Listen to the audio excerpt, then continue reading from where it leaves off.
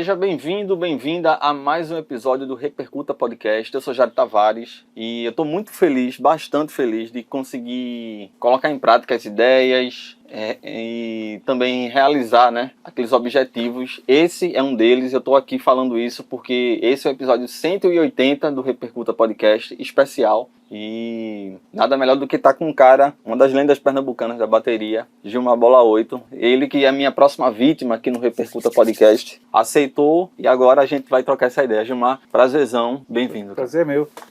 Obrigado aí. Gilmar, a gente vai conversar um monte de coisa, fazer aquela divisão para falar dos teus projetos, os atuais, os antigos. Obviamente a Nação Zumbi, um dos fundadores, mas também interessante a gente falar do Gilmar antes do músico, né? Para você que acompanha o Repercuta, que está disponível no meu canal no YouTube, Jário Tavares, e também todas as plataformas de podcast. Também está na descrição aqui o link da Feel Good, que é um dos parceiros do Repercuta. Eu estou vestindo Feel Good hoje, em alusão a esse programa especial. Tá aqui tudo na descrição, tá? Gilmar, vamos começar, assim, eu fiquei curioso, eu fiz aquela varredura do Gilmar Bola 8, vi tudo que é possível. Isso além do que eu já sei, né? Porque cresci, eu não vou ficar aqui entregando idade, mas cresci, assim, você fez parte, velho, de um histórico da minha adolescência, vendo a Nação tocar e você fazendo parte. Mas é importante também a gente falar do homem Gilmar antes da música, antes dos tambores, né? Eu sei que tem uma relação muito forte com a afoxé, com o coco também, e a partir da tua mãe também. Mas a primeira vez que tu viu um tambor na vida é que quis tocar um tambor. Como é que foi isso, cara? A primeira vez que eu vi um tambor, assim, eu era pequeno, né? Então, no quintal da minha casa, na outra rua, né, fundo com fundo assim, tinha a casa do seu Neguinho e ele tinha uma jogatina, né, que era jogo de baralho, e eles passavam sexta, sábado e domingo. No domingo, assim, 3 horas da tarde, eles faziam uma roda de coco lá no fundo da casa deles. E eu lembro que o quintal era dividido por uma cerca, né? Aí eu ficava brechando assim e via os caras jogando ali. E aí eu perguntava à minha mãe o que era. Minha mãe dizia que era jogo de azar, um jogo de baralho. Isso tu criancinha ainda? Era, aí eu nunca aprendi a jogar baralho. Eu dizia que é jogo de azar. Mas no domingo, assim, de tarde, no final da tarde, assim, eles já começavam a batucar lá o coco, velho. E aí aquilo me chamava muita atenção, a batida do coco. Aí eu fiz o meu bombinho, né? Falei com meu pai muito sem tempo, porque meu pai era funcionário do Matadouro e ele estudava também radiotécnico, né? Ele era radiotécnico, era um curso que ele fazia pelo correio, né? Ele pegava as apostilhas, estudava e tal, e mandava e vinha. E ainda gostava de botar som, que ele tinha um som chamado Animadora São José, que era um amplificador, uma corneta, um caixa. E foi dali que eu me apaixonei pela música, né? Porque ele tinha todos os discos da hora que era lançado. Ele tinha todos os discos que ele botava em batizado, casamento, festa de candomblé, 15 anos, ele saía alugando o som dele. Então ele falou como se construía o tambor e eu fiz um tamborzinho de lata de leite, né? Com borracha, cama de ar e aquele plástico mais grosso. Fiz o meu bombinho. E acompanhava o coco, né? Ficava lá. Quando os caras começavam a bater, eu também ficava batendo ali. Acompanhando, né? Acompanhando.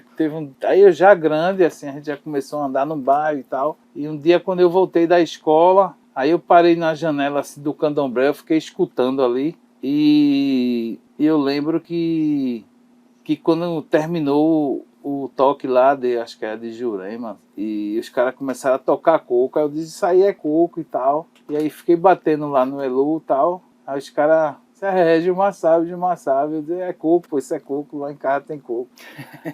E também minha mãe era parente de Afonso, seu Afonso, acho que era a sobrinha de seu Afonso, que é um babalorixá de lá de Águas Compridas, né, do buraco do Afonso. E ela ia para os toques, assim, lá era toque de santo, candomblé. E nos intervalos eu pegava o velu e começava a tocar também. Isso aí foi meus primeiros contatos com os tambores, né? Tu falou isso, dessa coisa. Isso em Peixinhos, né? Isso já era O em Buraco do Peixinhos? Afonso é em Águas Compridas. Mas essas primeiras experiências foram em Peixinhos. Eu nasci e me criei. Eu nasci no Recife, numa maternidade no Recife. E me criei em Peixinhos. Eu tenho uma relação interessante com Peixinhos também. Tem uma tia que mora por lá também. Aí ela mora bem próximo ao Nascedouro, né? Ao que era o Matadouro, agora é o Nascedouro. Agora tu falou essa coisa de ter a vivência com o coco, de estar ouvindo os batuques. Me lembrei, eu morei muito tempo no Vasco da Gama, na zona norte do Recife, e lá tinha um terreiro lá próximo. Eu não sei se era o lado de Ita, na época. Sim. Mas eu ficava ouvindo de casa também, assim. E era na hora de dormir, assim. Eu ficava deitado na cama e ouvindo batuque de longe, os batuques, era. Interessante. Gilmar, tu é um cara que influenciou outros percussionistas, isso não dá pra negar. Na percussão, quais são os outros percussionistas que te influenciaram, assim, os primeiros caras que tu viu tocando, ou tambor, ou percussão de efeito, ou a própria bateria, e que tenha te feito, assim, tipo, isso aí eu vou levar pra frente. Como é que foi pra você? Rapaz, assim, e quando eu comecei a escutar também muito Alceu Valença, né? Alceu Valença, meu irmão tinha uns discos de Alceu Valença e descobri que Alceu Valença era pernambucano. E um dos primeiros shows que eu vi de Alceu Valença, o percussionista dele, o Edwin, Edwin, ele me impressionou muito pelo tamanho dele, né? Ele era bem avantajado e ele jogava capoeira no palco. Ele tinha um estilo próprio, assim, de tocar conga. E era diferente, né? Era diferente. Então, ele foi uma pessoa que chamou muita atenção. Assim. E onde tinha show que Edwin ia participar, eu ia ver, né? Eu ia ver. E essa mistura da cultura popular, cultura daqui de Recife, Pernambuco, eu sei que tu curte muito o reggae, o samba reggae, tinha a banda de samba reggae. Tinha samba reggae, tinha início, né? Mestre Neguinho, que foi Mestre Neguinho do samba, né? Aô, aô. Eu falo aô, aô porque é uma expressão africana para quem já se foi, né? Então ele já partiu e ele também me chamou muita atenção. Ele usava um timbales, que é um instrumento muito usado pela música cubana, né?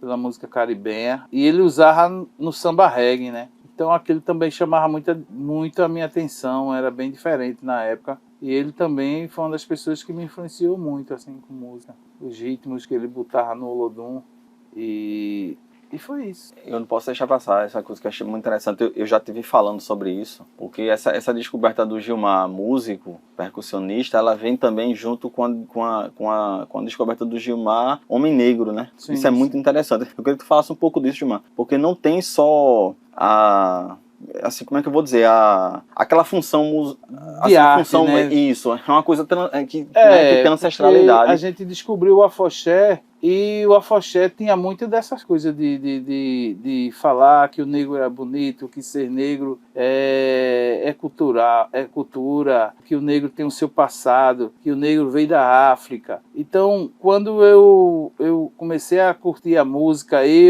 né, Gilmar Bola 8, já saindo da minha adolescência e tal, entendendo mais as coisas, foi no afoxé, né? Então, de vez em quando paravam assim o afoxé, o ensaio do Olafinhoió, e começava alguém a discursar. Então, a música para mim, ela tem essa pegada, né, de... Como é que eu posso falar? Eu acho que de identidade mesmo, né? De identidade cultural. E é uma coisa assim que a gente pode levar. Porque no Brasil, assim, a gente não tem muito essa coisa de ler, né? Então, uma música mais séria, uma música que tem uma parada mais educativa, as pessoas podem até mudar o pensamento da pessoa, né? E eu acho que isso aconteceu muito comigo. Naquela época eu não era muito incentivado com a leitura. Sempre estudei, minha mãe trabalhou numa escola do estado e tal, mas o papo mais sério veio através das músicas que eu escutava, da música do Ijexá, no Olafinhoió, do samba reggae, né? Que foi mudando assim a minha consciência, né, minha negritude e eu fui me achando mais importante, assim. Diz uma coisa, Gilmar, você me fala se eu tiver errado. Tinha um apelido Chibata. Eu fiquei curioso de como passou do Gilmar Correia pro Gilmar Chibata pro Bola 8, assim. Não, esse apelido era do meu irmão, né? Eu chamava ele de Chibata e eu Chibatinha, né? Chibatinha, que eu era pequeno e tal. E aí era um apelido do bairro. Eu sempre... Aí eu fui trabalhar na empresa de processamentos eletrônicos, na Imprel, né? E lá eu conheci Chico. E nessa mesma época tinha um personagem de uma novela da Globo que se chamava Bola 7, que era um negão bem gordão, assim. E aí, como eu era forte, eu era gordo, a turma ficava me chamando de Bola 7 dentro da Imprel. Bola 7, Bola 7. E em casa, na rua, no bairro, a turma me chamava de Chibata. Chibatinha, Chibata. E teve uma hora que começou a dar certo com a Nação Zumbi, né? E Chico virou pra mim e perguntou assim, como é que tu quer ser chamado? Isso a gente já tinha gravado o disco e tal. Já estava avançado já. Ele perguntou, como é que quer ser chamado no disco, no encarte do disco, a gente tem que escrever algo. Eu vou te chamar de Gilmar Bola 8. Eu disse, mas tu não me chama de Gilmar Bola 7. Aí ele disse, não, pô, Bola 8. Aí eu disse, tá bom, Bola 8. Aí ficou Gilmar Bola 8 ali. Aí a partir dali, só quem me conhece de pequeno que me chama de Chibata, né? Que é um apelido do bairro e tal. Eu fiz essa pesquisa e encontrei lá o Chibata, eu nunca tinha visto em lugar nenhum. Eu digo, olha, eu vou explorar isso aí, não vou deixar isso passar, não. Agora, Gilmar, a gente vai falar da Nação, da tua relação com o Chico Sainz. Um dos fundadores de você e Chico, no início, né? Lá na Imprel, tu já pincelou, né? Esse período que vocês trabalharam juntos. Mas é sempre interessante falar, eu até falei em off aqui, galera, de que se o Gilmar tivesse cansado já de contar essa história, mas ele nunca cansa e ainda bem. E eu quero trazer pra cá pro Repercuta também. A junção de bandas, né? Ele tinha a Lostal, que era mais pautada no rock e no funk, e você o Lamento Negro, né? Essa união, e houve um tempo em que chegou a ser Chico Sainz e Lamento Negro também, não é, Gilmar? Chegou a ter essa denominação ou não? Era assim, né?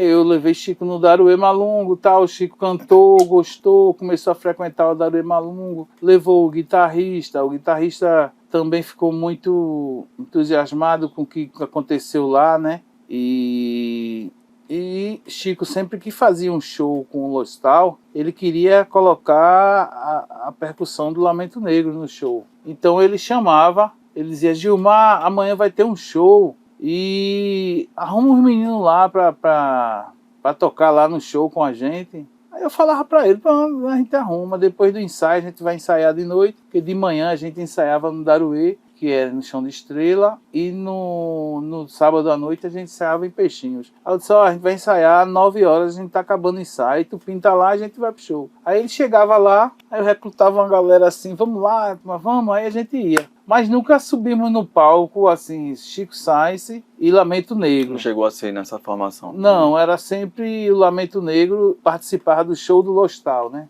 Então essa ideia de cooperativa, ela já vinha desde aí, né? Tem uma comparação entre as bandas, né? Isso. Porque assim, esse histórico é muito interessante. Desde a Ola Orbe para Lostal e o Lamento Negro chegando os dois juntos, assim, né? Até formar a Nação Zumbi mesmo.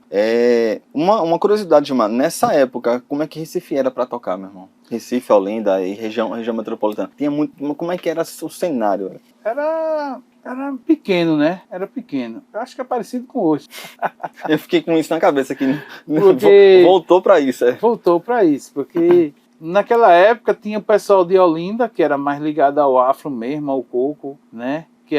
Tinha um coco lá na Amaro Branco, ali no Carmo ficava o povo do Afoxé e tal. E em Recife tinha na galeria Joana Dark, né, que é lá no Pina, e tinha ali no bairro do Parnamirim, por ali, eu esqueci, ali na beira do rio, tinha um... Tu tá dizendo, não é o Capibá não, né? Tá falando do Capibá não. Não, tô falando aqui. No Parnamirim, é? Por ali tinha umas casas ali de vídeo Madalena, tinha uns lugares ali que tinha umas casas de show, que era um barzinho que tinha um palco e tal. Tudo muito tímido assim.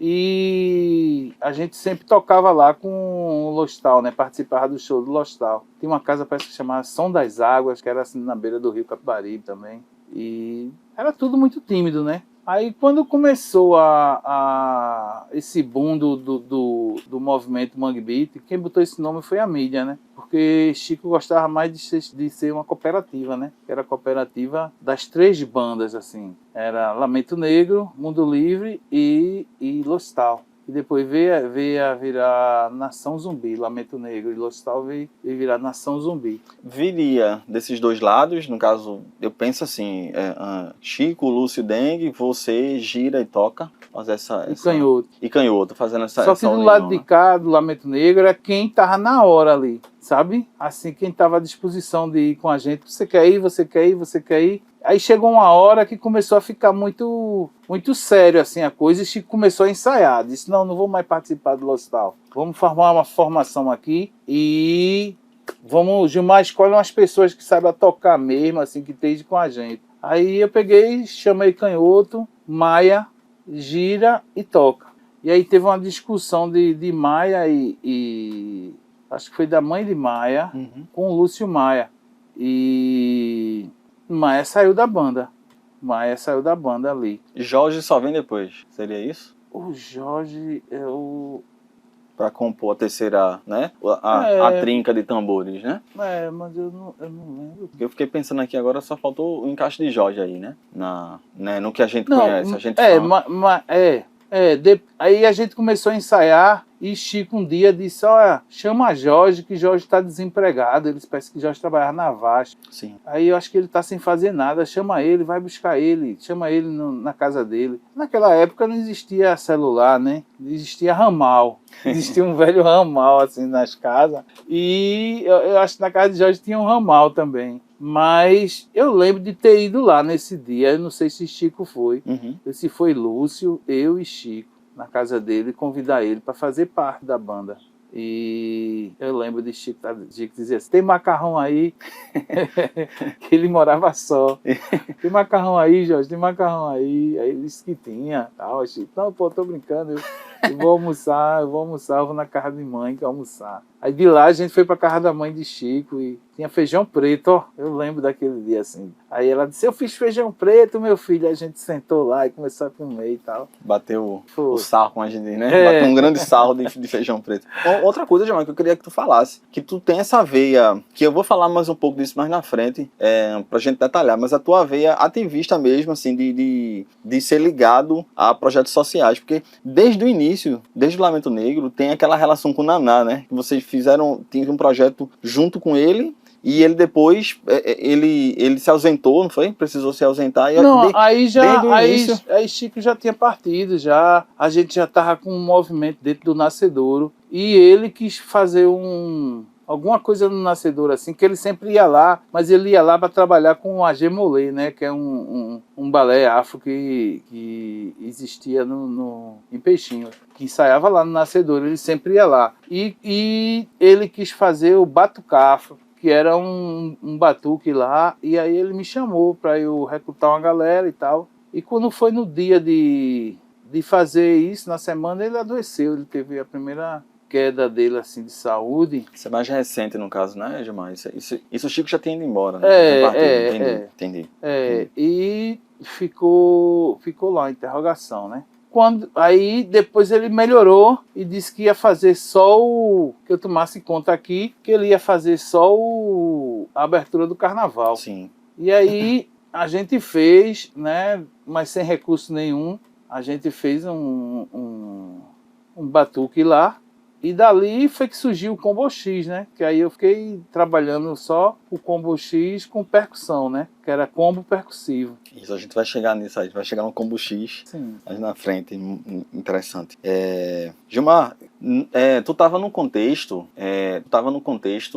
do afaxé, do maracatu, e era um contexto que quando entrou na nação, quando se formou a Nação Zumbi, Enquanto percussionista, o que é que mudou pra você, sabe? Assim, musicalmente falando mesmo. Porque eu acho que o Afoxé era um pouco mais solto, né? Lá no Daruê Malungo era mais solto os ensaios, né? Era uma coisa mais fluida. No Daruê E na Malungo, Nação vocês tiveram que, né, que delimitar ali uma coisa em função do formato canção, digamos assim. Como é que foi pra você? não, o que era feito no Daruê Malungo, a gente sempre trouxe para dentro do mangue, né, da Nação Zumbi. O que a gente trabalhava lá no Daruê Malungo era coco, ciranda, maracatu, afoxé, samba de Angola. E foi isso que Chico viu e pirou. Ele disse, eu quero fazer isso, eu quero fazer isso. Só que eu não entendia como ele queria fazer. Ele queria fazer isso com guitarra e baixo e com pedaços de música que ele ouviu toda a vida e que ele ouviu na roda de break, né, que ele dançava, que ele era b-boy. Então foi ali que eu começou a abrir a mente assim para o que era sample, para a música universal, que era a música que eu ouvia no rádio, né? Eu escutei muito Planeta Rock no FM, né? Dancei muito Kurt Bro nas discotecas, no bairro de Peixinho, a gente na associação, a gente dançava muito Black Music. Então foi uma coisa que quando ele começou a falar do que ele queria fazer assim no dia a dia, nos ensaios e tal, eu assimilei logo, assim, porque era uma coisa que eu já ouvia. Tava fluido, né? E que eu não fazia porque eu não tinha assim condições de ter uma bateria, né, de ter uma guitarra, de ter um baixo. Aí eu adentrei muito nesse mundo da percussão, porque era uma coisa que a gente, no Daruê Malungo, a gente aprendeu a fazer tambores, né, fazer as alfaias, né, os tambores de maracatu. Então era uma coisa que já estava mais perto de mim, né, eu já sabia fazer o meu bombo e tal. Por isso que eu me tornei um percussionista. Legal. Outra coisa também, Gilmar, que eu acho que é importante a gente falar, que foi também algo importante para vocês, foi terem presenciado no show do Olodum aqui. Eu acho que foi em Recife, não foi? Foi. Isso também meio que ajudou vocês assim, provocou vocês, né? Provocou, né? Porque a gente nunca tinha visto, assim, os caras com os tambores, né?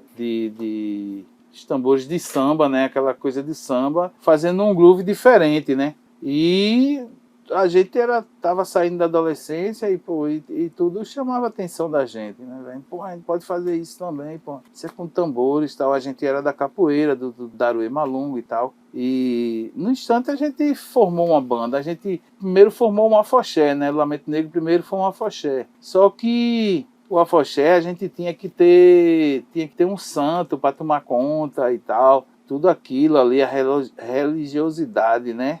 E a gente era tudo boy, assim, né? Queria tocar e estar no palco. E aí, quando a gente viu o samba reggae, a gente quer ser uma banda assim, a gente tem que ser uma banda assim. Aí a gente correu começamos a mudar os instrumentos, né? Conseguia um tambor, aí a gente fazia atabaque com tambor, tocando músicas de samba reggae e tal. E depois aí conseguiu outro tambor, aí vai tirando os atabaque e vai mudando a banda e vai mudando. E depois estava só hipnique, caixa e tambores de samba e a gente fazendo uns groove parecidos, né? E aquilo começou a tocar no rádio, no FM, então, a gente já estava se identificando demais com aquilo. Eu fiquei curioso de saber como é que vocês chegaram naquela disposição da percussão, sabe? Como é que chegaram em 3 alfaias, os efeitos ali com toca, sabe? A caixa com canhota. E isso é massa você explicar de como foi, né? Porque é tentativa e erro, né? Você vai tentando, vai testando. O canhoto, ele já tocava caixa no Lamento Negro, né? Eu tocava tambor no Lamento Negro. E Maia tocava tambor também e era o mestre da bateria do Lamento Negro, né? Então, quando o Maia saiu, Canhoto, que tocava tambor também, foi tocar caixa. Ele foi tocar caixa lá. E Gira já tocava tambor também. Também com a transposição já foi ali, aí né? foi moldando ali e o Jorge a gente foi ensinando a ele a tocar e ele foi aprendendo e tal. Eu sempre dizia, né? Isso não é difícil não, pô, isso não é difícil não, tal, isso aqui é maracatu, pá. A base tá ali, você já tem de vivência, né? É isso. E era muito difícil, assim, na época, ver o maracatu. A gente sabia que existia, porque no carnaval tinha os desfiles de maracatu, né? Hoje não, hoje toda a comunidade tem um maracatu tocando, né? Eu acho que o grande boom do Mangue Beat foi trazer essa autoestima para quem trabalha com os foguedos, né? Assim, maracatu, coco, ciranda, né? Hoje tá bem assim, né? As pessoas já dançam as sambadas, né? De esreizado, assim, essa coisa toda da Zona da Mata. Hoje a gente vê muita gente jovem, tudo querendo ser um caboclo de lança no carnaval. Eu acho que isso aí foi o boom do Mangue Beat. Gilmar, nessa época, no início da nação, Sim. A utilização dos tambores que vocês tinham, né, compunham. Eu não posso deixar passar aqui a importância do Maureliano Ribeiro, nosso mestre aqui de Camaragibe, que nos deixou há pouco tempo. A gente está gravando esse episódio em 2025, dezembro de 2025. Me fala um pouco da relação com o Mal também, como é que era. E é motivo de orgulho também, né? Né? A gente conviveu muito junto, assim. O Maureliano, ele gostava de reggae, né? Gostava de Bob Marley, ele era uma pessoa muito inquieta, assim, né? Desenhava e todo mundo ficava ali pedindo a ele para fazer uma camisa de Bob Marley, de Peter Tosh. As capas dos discos ele passava para a camisa. E ele foi o primeiro a ir pro Daruê Malungo. E aí ele chegou de noite, não, tô fazendo capoeira com o Mestre Meia-Noite e tal. Aí quem é Mestre Meia-Noite, pô? Mestre Meia-Noite, pô, um cara lá de Campina do Barreto e tal. Pô, cara massa, ele sabe capoeira pra caramba. A gente precisa ir lá. Aí saía recrutando a galera. De vez em quando ia um, ia outro. Quando viu, tava todo mundo lá no Daruê Malungo. E ele aprendeu a fazer tambores com o Mestre Luiz de França, né? Que era do Leão Coroado. O Mestre Luiz de França. Aí ele aprendeu a fazer os tambores de maracatu, porque os do Lamento Negro, assim, aqueles surdos de samba e tal, ele já fazia os do Lamento Negro, que era de chapa galvanizado, né? Sim. Ele fazia de madeira também. E foi bem fácil, assim, depois que ele aprendeu a fazer a amarração de corda, né? De sisal, dos tambores de maracatu e tal. Foi uma coisa assim, mas, rapaz, acho que estava tudo escrito mesmo assim, tá ligado? Certo ali, né? A gente, pra ver isso, pô, era muito difícil. Hoje não, hoje a gente abre o YouTube assim e vê o pessoal fazendo tambores de maracatu, ensinando a fazer amarração e tal. Povo de São Paulo, povo do Rio Grande do Sul, povo do Belo Horizonte. E aí eu me lembro que era uma coisa muito da gente aqui, né? Assim, né? Todo mundo. Ele me ensinou a afinar um tambor. E um dia eu precisei disso. A gente já tinha um disco lançado da Lama Causa. E aí quando o Chico viu eu fazendo aquilo, o Chico ficou doidinho. Porra, Gilmar, eu sabia que tu ia aprender a fazer isso, porra. Porra, que massa que você tá fazendo isso e tal. E aí a gente andava com couro também, a gente aprendeu a ancorar o tambor, a botar as peles. Então foi fantástica a nossa vivência com o Maureliano, porque ele gostava também de passar o que ele sabia, sabe? Ele gostava de passar. Ele enrolava um bocadinho, o cara tinha que ter paciência. Parecia um filme para ele passar alguma coisa, mas quando olhava assim, o cara já sabia fazer. Ele tu já sabe fazer, pô, faz um aí. O cara, não, ele faça. Aí a gente fazia e foi assim que eu aprendi também a afinar os tambores, a botar a pele no tambor. Deixar isso registrado aqui, gente. Tava conversando em off com o Gilmar. Eu tive a oportunidade de conversar com o Maureliano umas 2, 3 vezes, principalmente nas Feneartes. São as feiras, para quem não é daqui de Pernambuco, essas feiras é uma grande feira anual que junta arte, artesanato, todo tipo de arte. E aí conversei com ele até algumas vezes, me ofereci para ir lá em Camaragibe pra gente gravar um episódio também. Ele tímido, bastante tímido, mas assim que ficou mais à vontade comigo, a gente trocou ideias assim, longas, e deixar o registro. Tem até um episódio do Repercuta, gente, que é numa Fenearte. Eu vou deixar na descrição também, que é com o Mal, tá? E era uma das minhas pretensões, era gravar algum documentário, algum produto assim, com ele. Infelizmente não foi possível. De repente eu gravo uma coisa póstuma também, em homenagem. Eu tô com essa ideia também me perpassando na cabeça. Você produziu um filme, não foi, Gilmar? Eu fui convidado pra gente falar de uma época que a gente viveu lá em Peixinhos, né? Onde Maia, o mestre do Lamento Negro, Nequinho, que era um b-boy. A gente tomava conta da associação do bairro, né? Que ficou um tempo largado e tal. E quando a gente cresceu, a gente adentrou lá e a gente adentrou com um som. E aí a gente fez a nossa discoteca, né? Eu acho que tudo gira com a música, né? A gente gostava da black music americana, né? A gente não sabia que o papo era sério, né? Mas quando a gente tinha, assim, Aí a gente via os clipes dos caras, a gente via que eles estavam falando uma coisa séria e tal. Então a gente se vestia igual os caras também. E dali a gente fazia a nossa parada ali. A gente tinha um som chamado Dinamite Som. E esse som que também foi a grande força para existir o Lamento Negro, né? Porque era música e tinha que ter um som, né, velho? Tem que ter um som.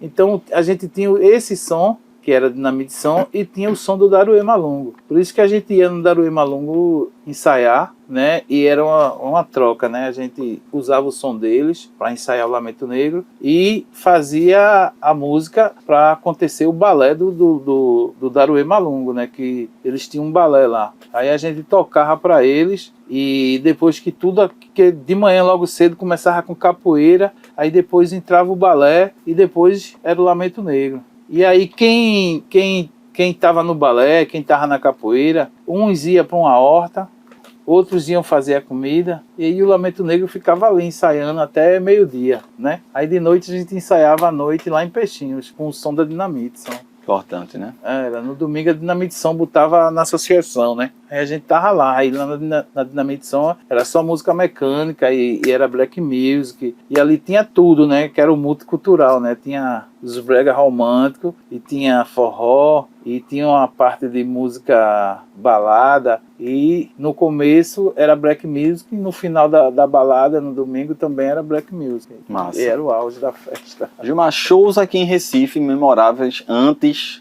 da turnê antes de ir para São Paulo a primeira vez. Eu queria que tu falasse um pouco, se tem alguma história que tu lembre dos primeiros shows, assim, e não posso deixar passar a capacidade que Chico tinha de agregar, de aglutinar, de trazer todo mundo para perto, né? E tu é o perfeito, porque tu iniciou, foi você e ele, cara. É importante falar isso. Assim, tem vários shows, assim, que... O que é que tu ainda não cantou ainda? Eu fiquei pensando nisso, o que é que ainda tem para contar de histórias? Tem um show que acho que foi Mangue Feliz, que foi um show lá na Galeria Joana d'Arc, que acho que foi véspera de Natal, assim. Foi muito bacana aquele show ali, tá ligado? Que o auge, eu acho que ainda não era Nação Zumbi, era Chico Science. O nome dele já era Chico Science, eu acho. Né? E era Lostal. E o auge da festa foi quando entrou o Lamento Negro, né? Ali o batuque, né? Porque a galera pirava, pô. Quem estava ali gostava de ver o Lostal junto com o Lamento Negro, né? E da primeira vez que eu participei disso, a galera, que era uma galera do rock, punk, eles gostavam e ficavam fazendo E teve lá nesse lugar, eles fizeram tanto isso que eu chamei Chico assim, Chico, vem cá, tu tá vaiando, né, Chico? Não tá gostando, não. Aí, não, pô, tu tá pirando, velho. Tá mesmo, Chico. Tá, pô, tá gostando, meu irmão, a gente é foda e tal. Agora, era assim, sabe, era muito um pega na rua, assim, e tal. E depois que a imprensa local começou a falar que estava surgindo um som novo, foi que ele deu mais moral a isso e começou a investir mais no que hoje vinha a ser a Nação Zumbi, né? Zumbi, né? Esse show é interessante você falar. Como é que ficou a ideia? Porque eu fiquei imaginando que foi crescendo, né? Que vai crescendo. A gente que veio depois e a gente confere a história contada, né? Mas é interessante tu falar isso porque é paulatino, né? Na medida que vocês vão crescendo, vai tocando, a mídia vai dando mais atenção, vocês vão tomando um pouco mais de autonomia. Olha, tá rolando, a gente consegue mais longe, vai crescendo aos poucos, né? E vai tendo mais gente ao redor, né? Para produzir o papel dos jornalistas, enfim, isso né? aí. É paulatino, interessante, porque normalmente o que se conta a história é que foi assim, né? Que você juntou com o Chico e fez assim com o dedo. Mas foi muito rápido, assim, a gente não passou 2 anos tocando, não. Foi uma coisa meio foguete, assim. De fato meteórico, né? E Chico, a gente andava muito procurando um produtor, velho. E tinha um cara chamado Jujuba, que acho que ele era um dos produtores, assim, que mais sabia fazer produção, só que ele era meio meio assim, meio difícil, sabe? Chico dizia, Juba, vem fazer a produção da minha banda ali. Aí, como era uma coisa que não rolava grana, né, no começo e tal, aí ele ficava, não, Chico, pai, não sei o quê, porque eu não posso, porque eu tô fazendo a produção de tal banda e pá. E eu lembro até que a gente tava fazendo umas fotos em Olinda e ele passou. E Chico chamou ele, Jujuba, vem fazer a produção da gente e tal. Ele, vamos conversar e tal. E aí a gente fez uma revista chamada Vejinha, que era uma revista que vinha dentro da Veja, né? Da Veja mesmo. E uma revista pequena, assim, e dentro era a Vejinha. E a Vejinha só saía no Nordeste. Sim. E aí a gente foi convidado para fazer uma matéria lá e fizemos umas fotos. E Chico ficou doidinho com aquilo. Chico, meu irmão, o Nordeste todo vai saber da gente agora, Gilmar. Aí eu topava tudo, né, velho? Eu topava tudo. Eu ajudei muito Chico, pô. Eu bati até o cartão de Chico, velho. Essa história... Chico dizia, ó, Gilmar, eu vou ter que sair agora depois do almoço, pô, bate meu cartão. Eu bato, pô, tu vai pra onde? Não, eu vou dar uma entrevista, eu vou arrumar um lugar pra gente tocar, vou fechar algumas coisas aí e tal. Mas assim, era tudo muito de boa na Imprel, assim. Se Chico chegasse pra chefe e dissesse, ó, agora à tarde eu não vou poder vir, ela abonava, Chico, tá ligado? Porque a gente não faltava, a gente tava ali todo dia, só que acho que ele não queria pedindo, né? Podia ser uma chatice e tal. Ele pensava assim. E aí ele dizia, Gilmar, bate meu cartão aí, pô, bate meu cartão. Aí era passar assim o cartão e tal. Ele era almoxarifado e tu era qual setor? Não, ele trabalhava no SSG, que era Setor de Serviços Gerais. Ele tomava conta assim, né? Ele tomava conta dos contínuos, eu acho. Na época era os boys, né? Era chamado de contínuo e tal. Os contínuos, né? E eu, toda vez que eu precisava ir na rua, aí eu passava lá, ele tomava conta dos vales de transporte. Aí ele me dava os vales de transporte para eu ir na rua, tal, fazer algum serviço externo. Pra você que acompanha o Repercuta aí mais jovem, vale eram uns papeizinhos assim, pequenininhos, tinha um cartão. Eu ainda peguei isso. O vale de transporte. Eu não usei, mas meus tios usavam, assim, os vales, assim, é uma cartela cheia de cartelona, passe, né? assim, e era uma passagem de ônibus, assim, bem Era. assim. Gilmar, essa ideia de fazer a primeira turnê, Sim.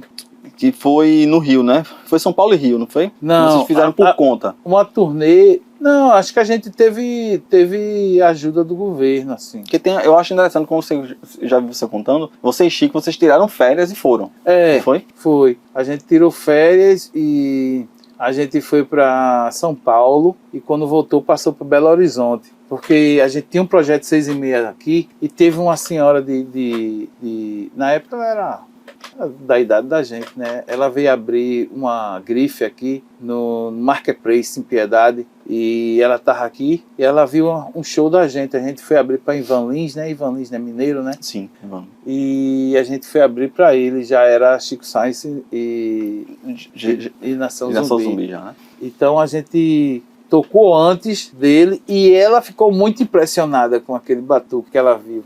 Então, quando foi no domingo, isso foi na sexta, no domingo, Otto tocava com a gente na Nação Zumbi. Aí ela viu a gente Aí ela viu o Otto no Alto da Sé, aí falou com o Otto, foi você que tocou, tal, lá no 6,5, aí Otto, foi, ela disse, eu quero que vocês toquem na minha... eu vou inaugurar uma loja aqui, quero que vocês toquem nela. E aí foi aquele arrumadinho tal, não sei o que, a gente foi tocar lá. A gente foi tocar lá no Marketplace, só que a gente não falou para o administrador do prédio, do Eita, shopping. pesado, hein? Aí entrou aquele batucada dentro do prédio. Aí o cara doidou e começou a gritar com a gente e tal. Ela fez, o que é? Aqui é a minha loja, velho. Na minha loja eu boto o que eu faço, o que eu quero. Aí o cara, não, assim, tremendo, hein? não é o prédio assim balançando. e a gente tocando e pá, e depois paramos de tocar e eu lembro que ela tinha um disco do Olodum, aí ela começou a colocar o Olodum lá. E a gente tinha vinil, né? A gente tinha o vinil do Olodum. Aí Canhoto fez, bota o lado B do... Que é mais leve, né? Não bota logo. Bota o lado B que tem música tal, né? Aí ela, não, isso aqui é um CD. Aí a gente, CD? Qual é CD? Ela já tinha um CD na época. Aí falou o nome da música. Ela, tá. Ela procurou lá e botou pra tocar e tal. Gilmar, divide com a gente histórias na estrada aí, cara. Principalmente dessa... Eu sei que vocês fizeram essa turnê foi bem engraçada, assim, sabe, velho? A gente ficou... A gente tinha um colega aqui, que eu não lembro o nome dele, ele era um diretor aí dos albergues aqui, tá ligado? Nacional. E ele arrumou um albergue pra gente no Pico do Jaraguá, em São Paulo. E aí, quando a gente chegou lá, era mês de junho, assim, tava frio pra caramba. E a gente ficava lá no albergue, enquanto o Chico foi pra casa de Chico Sá, que é um jornalista que morava ali perto da Paulista e tal, porque ali eles faziam rádio, eles conseguiam fazer algumas coisas, né? E o Jujuba, conseguiu, a gente conseguiu convencer Jujuba de trabalhar com a gente, né? Então, Jujuba ficava com o Chico, organizando assim. E aí a gente fizemos a TV Cultura, fizemos um programa ao vivo na TV Cultura. E fizemos mais o quê? O Pico do Jaraguá era meio afastado, né? Meio afastado do centro. É São Paulo, então, e não é São Paulo. De manhã cedo, pega. Otto era um dos mais velhos e Otto ficou encarregado de comprar o pão e o café, o leite da gente, pra gente comer, né? Aí de manhã cedo Otto saía pra fazer isso. E um dia Canhoto pegou e disse, eu vou contigo. Ele, não, fica aí. Aí Canhoto disse, não, eu vou. Aí foi. Aí no outro dia de manhã, eu ficava todo enrolado no frio do caralho. E eu não saiu a canto nenhum não, velho. Aí eu só via Canhoto dar um pulo na porra da cama. Aí Otto, porra, tu gostou, né? Aí eu, meu irmão, tá rolando alguma coisa aí. Aí depois eu descobri, velho, que eles tomavam um café da manhã na padaria, que não era igual da gente, tá ligado? Otto e Canhoto. Saíam, tomava e voltava. E voltava, né, velho? Entendi. Já havia tomado café e trazia o pão que... e trazia um pão e um leite e pronto. E o deles lá era diferenciado, né? Aí depois eu descobri que era isso, que Canhoto dava um pulo da porra da cama. Fazia questão de ir. Eu vou. Mas foi muito engraçado por aquilo ali. E tinha uns índios, que o Pico do Jaraguá é uma mata imensa. E apareceu uns dias uns macacos, velho. Um macaco pulou em cima de Jorge, tinha uma cerca assim, o macaco pulou, se não fosse a cerca. Aí o Jorge de Peixe não existia hoje. Um macaco grandão da boa pulou, veio de lá correndo. E Jorge lá assim, o Jorge com um avental. Eu disse, que porra é essa? Quando eu olhei, ele tava lá, assim, branco, assim, assustado. Eu disse, sai daí, pô! Outro dia a gente viu um índio, velho. Os índios, assim, com os arcos e flecha dentro da mata, assim. Eu disse, meu irmão, que lugar é esse, velho? São Paulo tem Índia. Aí, todo dia era uma surpresa aí. E os shows, mano? E os shows, assim? O show foi fantástico. O show não... Já chegava junto, a mídia local, os jornais e tal. Aí já tava todo mundo sabendo, né, velho? Porque já tinha saído numa revista chamada Bis, que era uma revista de música. E tava todo mundo esperando o show. A gente fez o show no Aeroanton, no bairro da Lapa. E a casa tava lotado pra ver Chico Sá, Estação Zumbi e Mundo Livre. Então, o Mundo Livre tocou. Quando a gente tocou, a casa caiu, assim. E vários donos de selo, tudo lá, já com os papel, assina aqui, Chico muito esperto, Chico olhava assim, não, a gente vai assinar, amanhã a gente conversa, o cara, não, vamos assinar hoje e tal. E a gente saiu de São Paulo sem assinar nada, né, e quando a gente chegou, aí a gente foi para Belo Horizonte, porque a Sandra, né, ela virou a madrinha da banda, começou a dar roupa pra gente, toda lançamento de moda que ela tinha, ela mandava pra gente, aí se chamava DJ, o nome da grife dela. E ela disse, quando vocês saírem de São Paulo, vocês vêm pra Belo Horizonte. Aí lá, nesse último dia, a gente já não tinha mais grana, assim. A gente já não tinha mais grana, velho. Aí Chico pegou, a gente se reuniu ali na rodoviária e cada um pegou 2 pães e um copo de café. Aí eu peguei, comi um pão com café e o outro eu botei no bolso. E fui esquentando ele. Daí que dava fome, tirava um pedaço e ficava mastigando 8 horas até chegar em BH, velho. O Otto colou logo num casal de coroa assim, e toda vez que parava ele descia, comia com os coroas lá com o casal, voltava. E eu fui lá mastigando meu pedacinho de pão, pá, que eu tinha guardado. Quem guarda tem. Foi 8 horas assim. Queijo e mortadela junto era luxo, né? Tem assim, um ou outro, né? Um ou outro. Mas esse pão não tinha nada não, ele tava vazio mesmo. E aí a gente chegou em BH. Quando chegou em BH, aí ela falou, o que vocês querem fazer, a gente? A gente quer comer. E aí ela levou a gente pra uma churrascaria. E aí foi aquela BL, assim, a gente comeu pra caramba. Aí a gente tocou lá num lugar chamado Drosófila, velho. Aí no dia do show, Educar apareceu lá. Sim. E Educar tinha visto a gente em São Paulo também. Ele disse, eu vim aqui porque eu vi que vocês iam tocar aqui, eu vou fazer show aqui. Aí eu vim ver o show de novo. E o show do Chico Sá Estação Zumbi, assim, quem via gostava e tal. E quando terminou o show, chegou um cara e fez, o Chico, eu sou da Sony Music e eu tô aqui para contratar você. Aí Chico disse... Você, né? Ele só queria... Chico. Só Chico, né? Aí Chico disse, tá bom, a gente conversa. Aí a gente passou uns dias em BH e Chico foi convidado aí no Rio. Aí ele pegou e disse, não, tem o Mundo Livre aqui. Ele disse, não, mas a gente quer Chico Science. Aí Chico disse, não, eu só vou se for com ele também. Aí foram os dois, fretaram um jatinho lá e foram para o Rio de Janeiro. Chegando lá, ele fez a conversa e disse que Chico Science Nação Zumbi era uma coisa só, uma banda só. E aí eles, não, a gente quer Chico Science. Aí, não, Chico Science Nação Zumbi é uma banda só. Se você quiser, é um nome só e tal. Aí chegaram no denominador comum e aí assinamos todos juntos. Aí viramos já uma banda do cast da Sony Music. Me diz uma coisa, Gilmar, esse momento, e aí já se preparando para gravar o da Lama ao Caos, era a tua primeira grande experiência? Eu fiquei imaginando a experiência, porque assim, experiência de palco é uma coisa, experiência de estúdio, gravação é outra. Como é que foi pra você, velho? E se tu puder falar até da experiência do naipe de percussão, aqui a gente tá no podcast de percussivo, Sim. De gravação disso, que até o Liminha não sabia como iria gravar, né?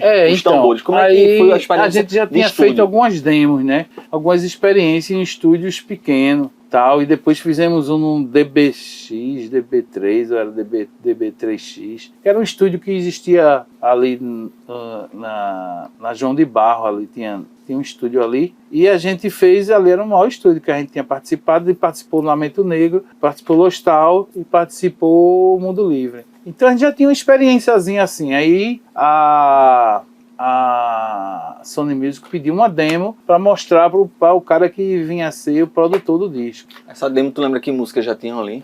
Já tem aquela noção. A gente já tinha quase o disco todo ali, quase sabe? inteiro, né? A gente não fez nenhuma música no estúdio, não. A gente já tinha todas as músicas, né? Então, a gente fez umas 4 músicas e mandamos a gente fez na Somax essa demo e mandamos para o Rio de Janeiro, para a Sony, e a Sony mandou para a Liminha, que estava em Los Angeles. Ele disse que recebeu fita cassete e colocou no carro e disse, porra, que porra é essa? Cadê o chimbal da banda, da bateria? Cadê a bateria? Cadê a condução da coisa, né? Cadê o chimbal segurando a onda? Isso não é samba reggae. Eita, pô. E aí foi pirando até que ele disse, pô, tem que ir lá ver isso. Topou fazer e veio pro Brasil. E aí, assim, né? Aí já era outra coisa. Aí Chico ficava nervoso. A gente tem que fazer um disco massa, vamos ensaiar. Aí a gente, vamos ensaiar. Quem saiu mais de mês aqui, tal. Tá ensaiando. Quando a gente chegou lá, aí ele olhou assim para as baquetas de canhoto, aí fez, não, pô, eita. Isso aí não vai se vir, não. Eu vou mandar um colega meu trazer umas baquetas aí. Aí, porra. Esse choque de realidade é interessante, eu gosto. Aí, quando veio, chega o Barone com uma porrada de... Aí eu olhei assim, eu disse, esse cara é o cara do Paralamas, pô. O colega dele, o amigo dele era só João Barone, só isso. Só João Barone. Cheio de baqueta. Aí a gente olhou assim, porra, ó quem tá aí, velho, Barone. Aí ele sentou, passou a tarde todo dia lá conversando. E quando pegou nas baquetas, porra, baqueta pesada da porra, velho.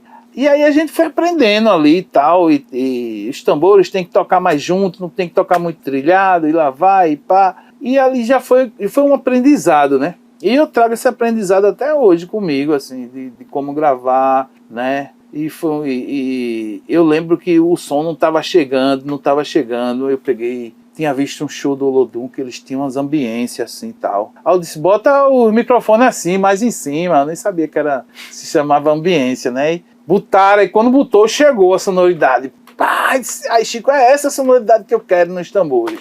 E, porra, negão, tu é foda. Eu disse, eu vi um show, porra, assim, do Olodum e tal. Interessante. Você pega uma fagulha ali, um elemento e vai construindo esse mosaico todo, né? Muito massa. E aí ele começou a botar PZM, botou nas paredes assim, botou na frente também os microfones, né, assim, que pegasse e um direcional. Aí chegou o som dos tambores. Bah!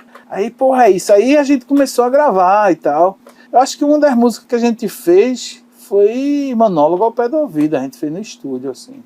Mas o restante já tava tudo na mão, né? Massa. Gilmar, esse processo de gravação do Da Lama ao Caos, como é que a banda, como é que tu, enquanto percussionista também, como é que vocês deixam o estúdio com esse álbum gravado e cai na estrada, assim, pra fomentar, né, pra promover esse álbum aí? Já bem diferente de como a banda tem entrado, né? Como é que aconteceu? Então, aí a gente tinha que divulgar o álbum, né? E a gravadora também deu um suporte pra gente se manter e ensaiar. Depois que a gente tava pronto para reproduzir o álbum, a gente foi para São Paulo fazer um lançamento lá. Foi no Circo Escola, eu acho que é o nome do lugar é esse, Circo Escola. E era tudo muito novo, né? Pra banda e pro nosso produtor, que já era Paulo André, né? Já era Paulo, né? Já era Paulo, e Paulo também, nessa mesma época, Paulo é recém-chegado dos Estados Unidos, e ele mandou o disco para tudo que era lugar. Mandou o disco mais para o exterior, que ele tinha vários endereços nas revistas de festivais, e a gente foi para São Paulo assim, para fazer um show, e lá a gente foi os locais assim que tinha show foram chamando a gente foi fazer esse show do lançamento, e a gente foi fluindo. Aí foi o Aeroanta de Curitiba, né? Depois a gente foi tocar em Porto Alegre, e a gente foi tocar no Rio de Janeiro. No Rio de Janeiro a gente tocou no Circo Voador. O Circo Voador é tradicional, né? Primeiro show, acho que foi em Santos, num festival chamado M2000, que era um festival de reggae, e foi um show bem marcante no Rio de Janeiro, que a gente tocou em Santos. E no Rio de Janeiro a gente ia tocar, e Chico exigiu que a gente fosse a segunda banda, porque já era de noitezinha e tal, e a gente era uma banda que tinha que a gente foi a primeira banda lá em Santos. E aí, velho, ele não curtiu muito, né? E era um equipamento, assim, da gente era tudo muito pequeno, assim, uma caixa desse tamanho de guitarra que o Lúcio tinha e tal. O festival tinha várias, ele queria levar dele, crate, assim, um negócio pequenininho e tal. E o som não era todo nosso, né, velho? A gente é a banda de abertura, a turma não abre nem 50% do som, né? E aí Chico disse, não, a gente tem que ser a segunda banda e tal, pá, e era o Cidade Negra, a Cidade Negra tocou antes da gente. E eu lembro, lá no Rio de Janeiro, isso, na Barra da Tijuca teve. Aí eu lembro que tava uma confusão do caramba com o público, assim, galera, né, era o início das galera e tal. E o show do Cidade Negra foi aquela galera. E eu olhava assim o show, olhava aqui do palco, eu olhava pra lá, nossa, a turma vai botar pra fuder na gente, velho. Aí eu olhava pra cá, assim, olhava o show do Cidade Negra, os caras não estavam nem aí com o show, né? Então uma briga da porra. Caralho. Aí termina o show do Cidade Negra, eu digo, é nós agora somos nós. Aí quando a gente... modernizar o passado. Meu irmão, parou a confusão, velho. Parou, todo mundo ficou assim, olhando assim, ó. Parou a briga, aí ficou todo mundo aqui olhando pra gente. Meu irmão, vai pararam de brigar lá embaixo. Aí, pô, foi só decolando, velho. Esse show aí, que eu já te vi contando também, que a galera tá jogando areia, meu irmão. Jogaram areia na gente lá no Santos, velho. Um saco de areia, assim. Quando o Chico começou a cantar, a turma, mas jogaram no palco, né? Estourou aquele saco de areia, né? Aí Chico disse, pô, não vou ser a primeira banda, velho. Vou levar areia de novo no Rio. Mas no Rio foi bem diferente, assim. Né? Os batuques, os tambores. Acho que o Rio de Janeiro já tem uma história com os tambores do samba e tal. Sim. Eu sei que a gente tomou de assalto ali o festival, e a crítica falou bem, e foi tudo muito rápido, assim, velho. Eu fiquei imaginando, todo mundo gostava, todo mundo que via achava muito junto o que a gente fazia ao vivo, o que a gente fez no disco. A gente, muito próximo, né? A gente usava os beats virtuais, Chico fez questão de ter um sample, e aí a gente disparava o sample no palco também, a gente tocava no clique ali. Era Isso, gente, é música sendo feita ali mesmo. Não tem muleta, não, sabe? Aquela coisa. É uma banda de verdade. A base era de verdade. A base era de verdade. Não é brincadeira. Gilmar, eu fiquei pensando. Vocês agora, dentro de um contrato de uma grande gravadora, né? As obrigações, as contrapartidas que vocês tinham que cumprir, né? E como é que se mexeu com a cabeça de vocês, sabe? Com a tua cabeça, assim, de ter uma agenda. De repente o cara tem uma agenda. Eu sempre fui assim, cumprir, sabe? Eu sempre fui pra lá e pra cá. muito pé no chão, assim, com isso, tá ligado? Eu sempre tive família, né? E sempre passava para a família onde eu estava e o que eu estava fazendo, e tal dia eu estou chegando, e eu sempre estava ali, junto com todo mundo, eu não me escondia não, né, velho, assim, eu sou artista, vou me esconder dos meus vizinhos, não, eu chegava, já ia na venda, comprar pão, comprar ovos, e é o normal, é o operário da música e tal, tá ligado? Gira já tinha um choque, né, Gira já morava assim, a 20 metros do rio Beberibe. Quando dizia vai chover, a casa de Gira já estava alagada. Então, a gente estava numa turnê no sudeste do país, e quando a gente dizia assim, amanhã acaba a turnê, Gira ficava triste pra caramba, assim, porra, vou voltar pra realidade e tal, né? Acho que ele pensava assim. E esses 2 mundos, assim, que ele viveu, ele acabou em depressão, né, velho? Ele acabou em depressão. Pra ele foi muito forte aquilo ali tudo, né? Aquela vivência dele foi muito forte. E ele se afundou numa depressão. E tiraram ele da banda, não deram mais chance a ele. Já foi. Ele já afundou. Já foi pós-Chico. Já foi pós-Chico, já tirado dele da banda, né? Chico sempre mandava os produtores, que era Paulo André, arrumar uma pessoa pra tomar conta dele, assim, e tal. Levava ele pros psicólogos, psicólogo, né? Psicólogo e psiquiatra, né? Os dois. E ele... Duas especialidades. Eu lembro que disseram assim... Então Gilmar, isso desde o início ele já tinha dado sinais assim, né? Foi, no Da Lama ao Caos... Eu sido depois. Não, no Da Lama ao Caos ele já começou a apresentar essa depressão dele, sabe? E só fez aumentar, sim. Só fez aumentar. E aí algumas pessoas da banda encheu o saco com aquilo, porque ele passava o dia todo na dele ali, ele só funcionava ali no palco, teve uma época que ele tocava, ele não errava, mas ele ficava lá paradinho na dele. Não tinha... Ele gostava de ficar escondido assim, aí na hora de é agora o show, Gira, aí ele aparecia e ia fazer o show. E que até um sinal, até um sintoma, né?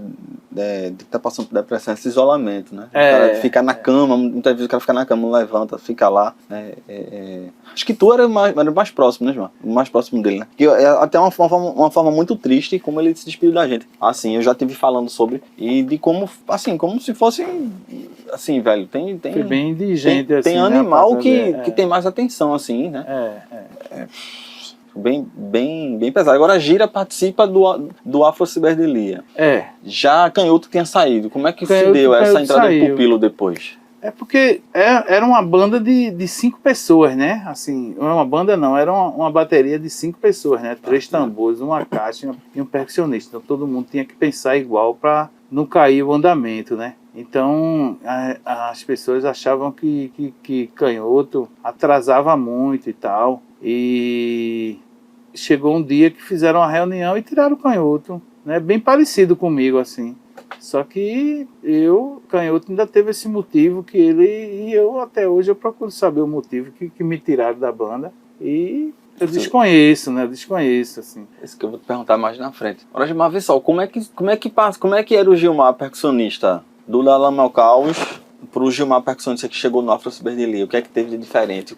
Qual a avaliação que tu faz, inclusive, da tua performance de um álbum pro outro? Eu curto os dois igual, assim, sabe? Eu sou fã dos dois igual, assim. Pra mim é do caralho os dois. Não, veja só. Assim, e amigos preferem uns ou outros. Mas aí diz assim, meu irmão, tu tá em cima do muro. Meu irmão, eu gosto dos dois, porra. Aí não importa, entendeu? Não, o Da Lama ao Caos é um disco que a gente sabia tocar aquele coco, sabia tocar ciranda, sabia tocar o maracatu, né? Fazer toda aquela percussão, porque a gente já vinha do Lamento Negro, já vinha do Daruê Malungo. Só que era Chico pensando, né? Ele fazia assim, eu tô com uma letra aqui, toca um maracatu. Aí a gente tocava o maracatu, aí vinha a guitarra, vinha baixo, né? E pá. E aí a gente, quando ele botava a letra dele, aí ele já ficava pensando o que é que ele ia usar de sample ali e tal, pra música ficar universal. E aí, quando a gente chegou ao Afro Ciberdelia, todo mundo já tava todo mundo pensando igual ali, Entendi, tá ligado? Entendi. Era a batida de um disco que eu escutei de acid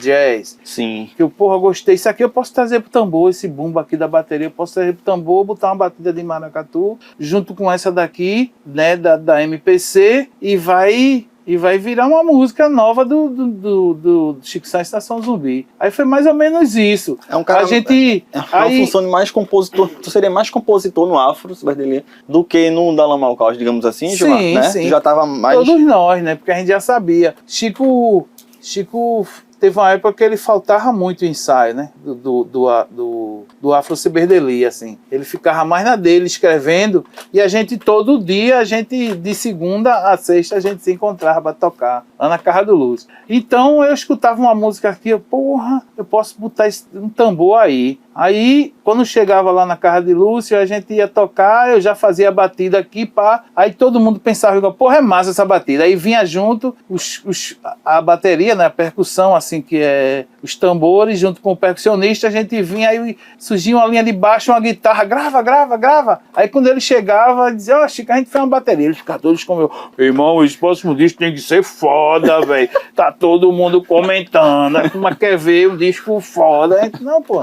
Escuta aí essa base, aí ele, porra, vou botar uma letra assim. Aí já gostava, aí já botava a letra. Aí a gente ia moldando a música, moldando, pra finalizar no estúdio, assim. Entendi. Então o disco, o Afro Ciberdelia, é o Da Lama ao Caos amadurecido, né? Depois é só cópias, assim, dos 2 discos e a gente não conseguiu. Era aí que eu queria chegar também, Gilmar.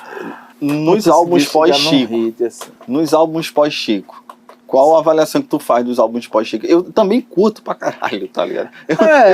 Eu tô aqui me comportando, galera, para não ser aquele fanboy chato que sabe que acha que tudo é bom, que não, eu gosto de tudo, que realmente eu curto tudo. Mas qual o teu pensamento enquanto compositor, enquanto integrante da banda, um dos caras, dos álbuns depois, sabe? Tu falou agora que seria mais uma cópia, sei lá, tu pensa que a banda estaria correndo atrás daqueles 2... Porque também é muito, muito difícil superar aquilo, assim, depois do que vocês fizeram, meu irmão. Vocês já zeraram o game naquele momento, zeraram o jogo, então tudo que vocês fizessem iam ser referenciado àqueles álbuns. Porque é difícil, cara. A gente começou ali, né, desse jeito, né, a gente começou a compor junto e tal, e aí a gente teve a perda do Chico, né, que ele deixava a gente compor. Aí depois começou, né, o Pupilo, ele eu não sei o que foi, assim, ele adentrou mais assim com os caras, formou aquela união ali que a gente não tava compondo mais do jeito que fazia, né? Tinha entrada a bateria e depois da bateria que a gente ia botar a percussão. Assim como é uma conga numa banda de reggae, né? Começa a primeira bateria do reggae e tal, não sei o que, e o cara vem e se encaixa ali. Aí foi isso que foi acontecendo, aí foram encaixando o tambor na base. Quando nos outros primeiros discos, a base saía dos tambores. Exato, a matéria-prima. Né? Começava a partir dali, né, velho? Enquanto fã, eu tenho a impressão, nos álbuns depois, que os tambores, eles funcionavam, se nos primeiros álbuns, você me corrija, mas se nos primeiros álbuns a percussão ela tinha aquela função muito parecida com os metais da black music, digamos, né, com aquelas gradações, aqueles momentos. Depois, me parece muito mais que os tambores ficaram como se fosse um naipe do grave da bateria, que como se fosse os tambores acentuassem o bumbo, digamos, como se fosse um naipe auxiliar da bateria, né, como se tivesse ficado atrás da bateria. E teve uma hora que ficou bem chato, assim, sabe? Quando olhava o Pupilo já vinha, não, a música vai ser essa aqui. Aí vocês vão tocar assim. Eu ficava olhando assim e dizia, porra. Mas eu fui uma pessoa sempre pacífica, assim, sabe? Eu não chegar, não, velho, não vai ser assim. Eu dizia, é assim, né? Eu olhava pros caras, os caras estavam todos com eles, né? Eles se denominavam os Beatles, né? Que eram 4, então eles eram os Beatles. E aí, velho, foi ficando do jeito dele. Aí a gente já não fez mais um hit, né? Da Lama ao Caos a gente tem a cidade, né? que é um hit. Pra mim é todo hit, o álbum inteiro parece um best-of, cara. O Afro Ciberdelia também, né? Tem Manguital, né? Deixa registrado aqui, eu lembro, eu Mas cresci com meu tio, que é artista plástico, Jonas Gonzaga, ele que colocava sempre aí pra casa do meu avô. Era o álbum, assim, não pulava música nenhuma não, meu velho, era um álbum inteiro. E ele curtia muito gira, inclusive. Ele dizia, não, o cara do Rasta é massa, o do Rasta, ele agita ele e tal. sempre dançou daquele jeito, no Lamento Negro, ele dançava daquele mesmo jeito. E no palco, ele botava o tambor de lado assim e tal, e saía dançando ali não tinha nada ensaiado. No palco, Chico também não ensaiava, porque a gente não ensaiava em palco. Tudo que Chico fazia ali era tipo um freestyle, ele chamava toca ali e virava um freestyle de dança que fluía, as coisas fluíam ali, era bem... Eu fui dar uma estudada, Gilmar, não sei se tu concorda com isso, mas eu achei uma fonte de uma análise dizendo que vocês ficaram, após Chico, se tornou uma banda que pendia muito mais pro rock do que pro regional, assim, e com o tempo foi se perdendo essa assim, não é que foi se perdendo, mas foi se atenuando os tambores, a coisa percussiva, que foi o que você falou, de ser a matéria-prima e que partia, assim, que as músicas surgirem a partir da percussão, né? Tu concorda com isso? O que é que tu achas, assim? Assim, a gente não fez mais as músicas do jeito que a gente fazia, né? E os caras começaram a acordar também que se eles fizessem a música eles iam ganhar a parte maior. Começou a virar um eu nem sei dizer o que era aquilo, aí ficou muito automático, né? Assim, a gente tinha que ter um lance mais natural, assim, sabe? Do jeito que foi os primeiros 2 discos. A gente chegava lá, começava a fazer umas jam, né? E tinha hora que era jam fezzy, porque a música não prestava. Tinha hora que era jam session, que funcionava e a gente gravava e tal. E Chico chegava, colocava a letra ali, né? E ele tava com muitas ideias, assim, de trabalhar o Django, né? O Django, para ele, era o frevo, né? Ele dizia que o Django, assim, era uma coisa chegada bem ao frevo e que a gente tinha que fazer várias coisas com isso e tal. O cara antenado com tudo e absorvia tudo, né, velho? E dividia com todo mundo, assim, foda. Não, ele sempre ficava dizendo, não, vai chegar uma hora que você vai cantar, porque eu fico cansado, pô. Cantar e dançar e pular, cansa e tal, então vai todo mundo participar disso. E já estava pensando em escrever uma letra com todo mundo participando da letra também. Ele tem aquela coisa de aglutinar, e se ele passasse aqui, se ele visse essas cores aqui, ele levava para a letra dele, tá ligado? Um dia a gente estava em Nova York e uma colega me levou para passear num lugar, e a gente tinha tocado no Brooklyn, e aí eles foram para uma festa e a minha colega me levou para passear nos lugares lá e tal. Aí eu passei por um cara no chão, assim, um cara com uma caixa de bateria, tirando o maior som, com balde, com um monte de coisa assim e tal. E tinha uma placa assim dizendo, quando eu parar de tocar eu vou perguntar quem está aqui, aí vocês falam o meu nome. A placa dizia isso, né? Aí eu peguei e perguntei a ela, o que é que tá escrito aí? Ela pegou e me falou isso, né? Aí quando ele dava uma virada assim, pá, quem está aqui? Aí a turma dizia o nome dele. Aí eu peguei e falei isso pra Chico, porra, Chico, ontem no rolê e tal, o cara com uma caixa peu, novinho, pô, tirando o maior som e pá. E aí tinha uma plaquinha dizendo assim, quem está aqui? Quando eu parar de tocar eu vou perguntar, quem está aqui? Vocês dizem meu nome. Aí, que foi, Gilmar? Foi, pá, não sei o quê. Aí a gente vai e lança o Afro Ciberdelia. Aí, quando a gente, no meio do show, ele não ensaiava nada, pô. Aí ele chegou assim pro público e disse, quando eu perguntar quem está aqui, vocês falam o nome. Aí eu disse, gente, a história aqui de Nova York, já tá aqui no palco já com tá ela. Botando, Aí ele chegou junto de mim e fez, quem está aqui? Gilmar, fala, oi, quem está aqui? Gira! E aí foi assim, sabe? Aí eu ficava assim olhando, meu irmão, velho, Chico é muito doido, pô. Ele pegava o camelô falando uma coisa, ele já levava pro palco, pô.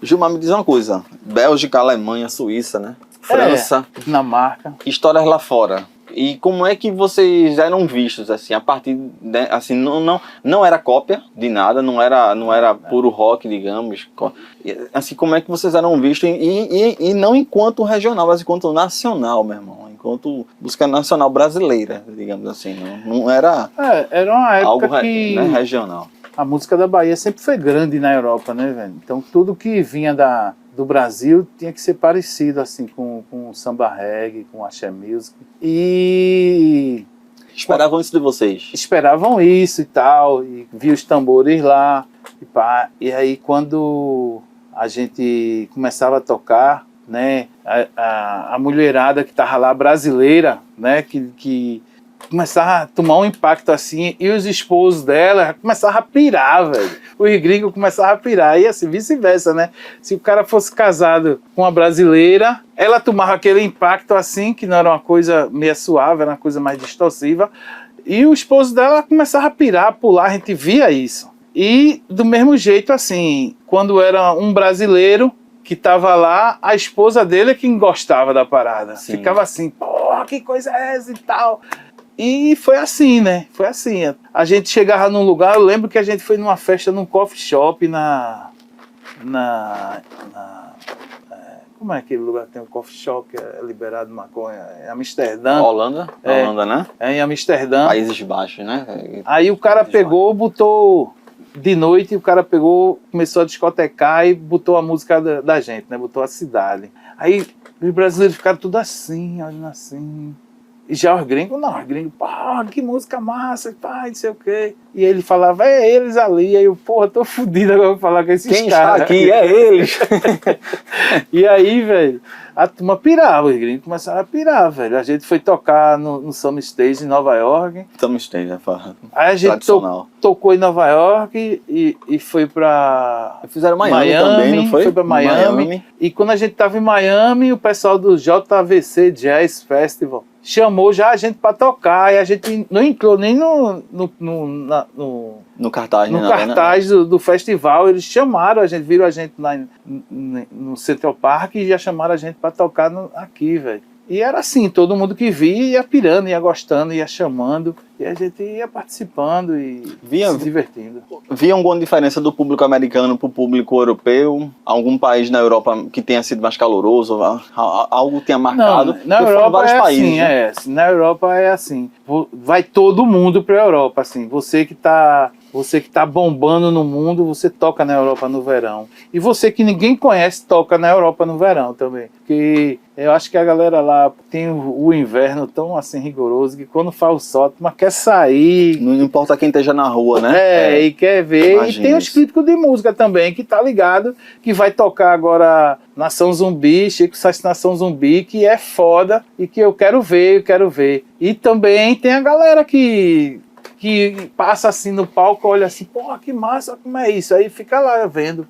E eu acredito que teve muito disso, assim. A gente tocou em festival que tava Mano de Bango, assim, na Bélgica. E a gente tocou antes e tal. E eu lembro também que a gente tocou com a Nação Zumbi num festival que tinha Jurassic 5 no palco que a gente tocou. Esses encontros são massa, velho. Você vê gente que você curtia, tá ali. E tal. E no mesmo horário, que era um festival enorme, assim, com vários palcos. E no mesmo horário da gente, quem estava estourado no mundo e tocando era Beck. Beck estava tocando num palco lá bombado, e a gente aqui também no mesmo horário, porque tinha essas coisas assim, né? Que a maioria conhece Beck, aí vai pra lá. E os caras que gostam de música underground, pá, corria pra cá. Então, pô, meu irmão, eu tava afim de ver Beck, mas na mesma hora acaba logo o show da gente pra ir ver Beck.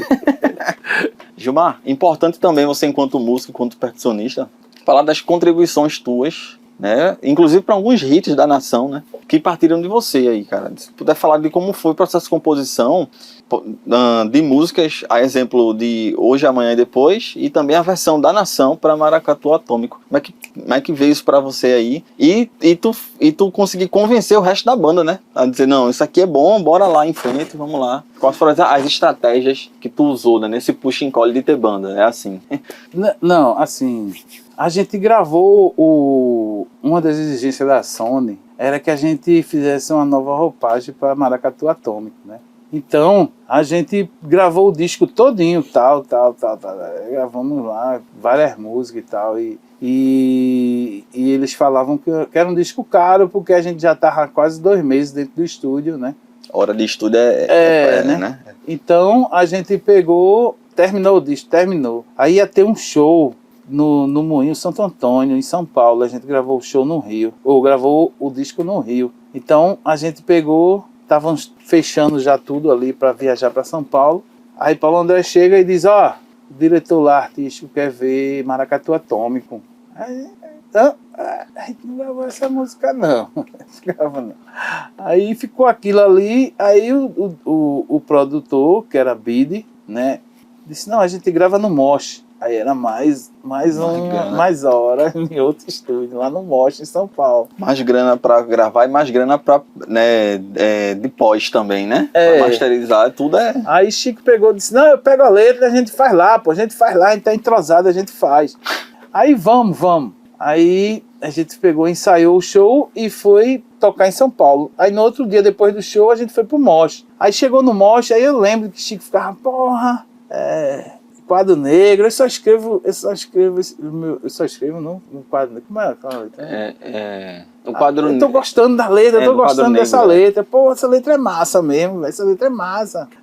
Negro, ele é todo negro, ele é todo negro, o quadro é negro, todo negro. Eu só escrevo o meu nome neles pra mostrar o meu apego, não sei o quê. Porra, é massa essa letra, eu lembro das falas de Chico assim. E aí a gente montou lá e botaram lá os microfones, pá. Aí ficava lá, como é que vai ser isso? Como é que vai ser aquilo? E aí tal, aí ele virou pra Toca, disse, Toca, puxa um tambor aí. Aí Toca pegou, ficou puxando, né? Eu disse, meu irmão, os caras querem um negócio pra tocar no rádio, velho. Isso aí não vai tocar no rádio, velho. Eu também já tava pensando assim, pô, tem que tocar no rádio, a gente tem que fazer a coisa dançante, pá, e que a turma aceita. Aí é aquela coisa de estar sempre escutando uns funk, pá, de acid jazz, que na época eu escutava muito acid jazz. E aí eu vi eu tinha essa batida que eu gostei, aí eu fiz a batida tum tum tum tum tum tum.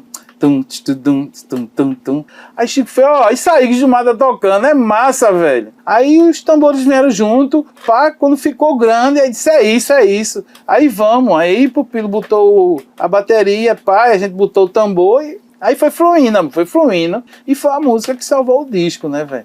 Foi a música que salvou o disco, assim, porque era uma música já conhecida, né? Gilberto Gil já tinha gravado, o compositor da música também já tinha gravado, então... Jorge Maltner, né? Jorge Maltner já tinha gravado. E também era um desafio vocês fazerem uma versão que não, assim, uma versão de vocês, né? E ela ficou, velho, ela ficou no nível das outras, assim, ela é uma versão com cara de original, né?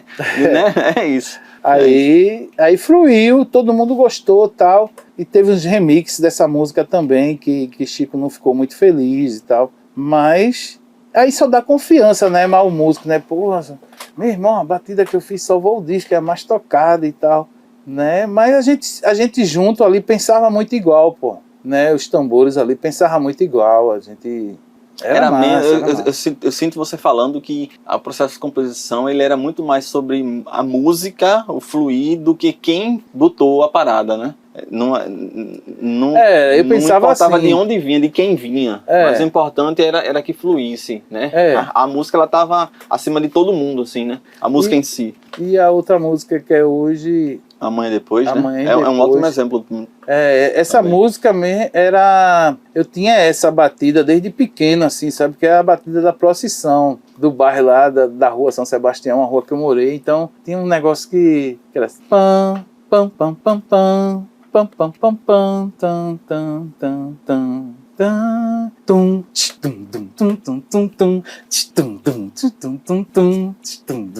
E eu ficava com aquilo na cabeça assim, meu irmão, isso dá um groove massa, velho. Isso dá um groove massa. Aí eu ficava assim, né? O Lúcio, ele sempre foi o Jimi Hendrix do tambor, né? Assim, cara, ele não ia aceitar eu chegar, um cara do tambor, e dizer, olha, faz um riff assim, pô. Aí teve um dia que eu acho que ele se atrasou para passagem de som, acho que foi no interior de São Paulo, eu acho que ele não foi na passagem de som. Aí eu cheguei pra Dengue, eu falei, Dengue, toca assim, ó. Pam, pam, pam, pam, pam, pam, pam, pam, pam, pam, pam, pam, pam, pam, pam, pam, pam, pam. Aí ele ficou olhando pra mim assim, pam, pam, pam, pam, pam, pam, pam, pam. Aí ele fez, pam, pam, pam, pam, pam. Aí Pupilo dormia com ele e tal. E aí já viu, né? Não imaginar que era minha. Que era... Imaginava que era Dinho que ele puxava. né? Aí já botou a bateria, que é igual a bateria da procissão. Tum, tum, tum, tum, tum, tum, tum, né? Aí vai todo mundo junto ali, pá. Aí, meu irmão, todo mundo que ouvia a música... Que música do caralho, que música do caramba, meu irmão, vocês fizeram. Que música é essa, velho? Eu lembro que abriu o show, ela era a primeira música do disco, primeira álbum do disco e abriu o show, a galera instigava. E aí tinha um cara, um rapper que fazia remix americano, que tava no Brasil, eu acho que era Madlib, eu acho, ou era Beans, não sei. Foi um cara que foi lá no estúdio. E aí o cara queria fazer um remix da Nação Zumbi, pai, botaram 3 músicas pro cara escolher. Aí botou uma, o cara botou outra. Quando botou essa, o cara, essa daí, mas essa daqui não. Aí não deram a música pro cara remixar. Mas todo mundo, assim, ficou louco pela música, assim. Aí eu acho que é um grande hit, assim, pós-Chico. Essa música. Álbum, Jamal, você lembra do álbum do... Rapaz, eu começo a contar essas histórias assim, mas você acaba não tendo tanto apego, né? Eu não tenho mais apego assim, sabe? Porque foi uma coisa muito escrota, assim, tá ligado? Foi o que eu fiz, pô. Eu desrespeitei quem? Me diz aí.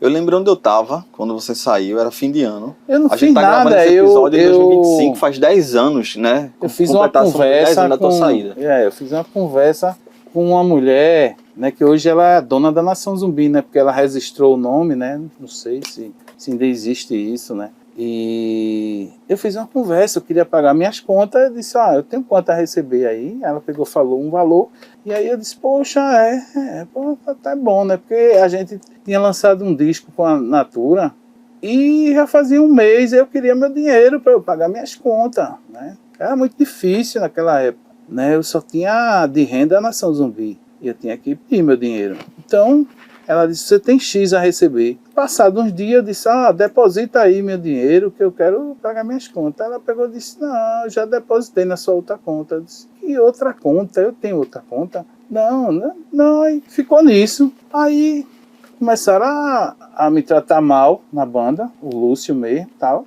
E aí o Lenine convidou a banda para fazer uma versão, não me chamaram, né? Aí Toca disse que... o Lúcio disse que não era para me chamar, não.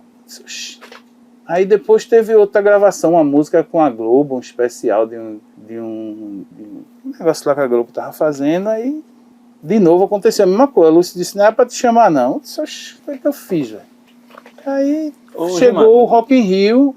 Teve o Rock in Roll, o Rock in Rio. Chegou o Rock in Rio, aí eu liguei pra ela e disse, e ela não tinha me pagado. E ela não me pagou, não. Ainda a parada da Natura ainda. Era do mês do lançamento do disco da Natura, né? Aí ela não me pagou, eu disse... Aí eu peguei, liguei pra ela e disse, olha, a viagem é amanhã. E minhas passagens não chegaram, não. O que é que tá vendo? Ela disse, você não tá sabendo, não? Me tiraram da Nação Zumbi. Eu disse, oxe, fizeram a reunião e me tiraram. Eu disse, oxe, que onda é? Oh, shit.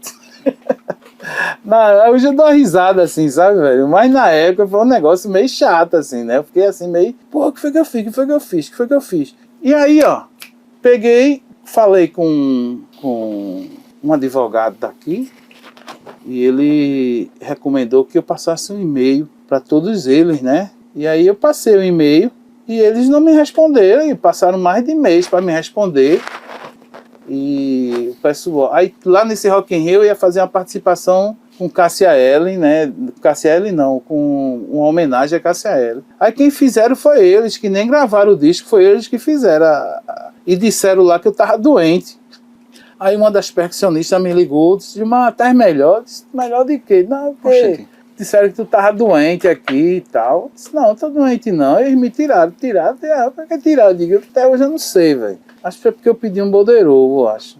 E aí ficou nessa aí. E uma curiosidade, nesse momento, é o papel assim, da pesquisa mesmo, de apuração. Vocês eram praticamente empresas em separado, né? Havia alguma, como é que eu vou dizer, alguma predileção para um ou para outro, digamos, era um cachê só para todo mundo? Eu não sei. Ou cada um tinha seu preço? Que não me mostraram, nunca que me mostraram o bolderô, né? assim, depois dessa confusão toda, o advogado teve conhecimento do Borderô e me passou, até tenho aí. Eu tenho até vontade de fazer um livro e botar o Borderô. Eu ser uma das que... páginas do meu livro, ser o Borderô do que vinha a ver o... Eu tô dizendo isso, Gilmar, pra ser bem franco, assim, eu tive contato com uma pessoa que teve contato com alguém da banda, de falar no sentido de ter sido passado de que cada um tinha um preço, digamos assim, para existir na nação, e que tu teria percebido que tu era menos valorizado. Não teve Mas nada havia disso, aquela história do ovo ou da galinha, assim, o que havia, que foi dito, que teria sido dito, era que tu não teria aceitado o que me pagava. E ou que não tinha colocado o preço justo. Você mesmo tinha acabado não se valorizando, digamos assim, não tinha colocado o preço que deveria ter colocado. E os outros sabiam se valorizar, sabe? Esse tipo de conversa, assim. Não, e aí não teve nada disso, não. Não teve nada disso, não. Acho que depois que... Fiquei curioso, Gilmar, até onde era relação musical, até onde era relação pessoal e até onde era negócio, sabe? Essas três. Né? A gente era meio todo mundo solto mesmo, assim, né? Eu nunca tive uma grana, assim, de chegar da Europa e passar 3 meses com um cachê da Europa, né? Nunca tive isso na Nação Zumbi. Assim, eu via o jeito que fulaninho vivia, né? E eu vivia, né? Sim, o resultado da coisa, né? Eu via que era diferente, né?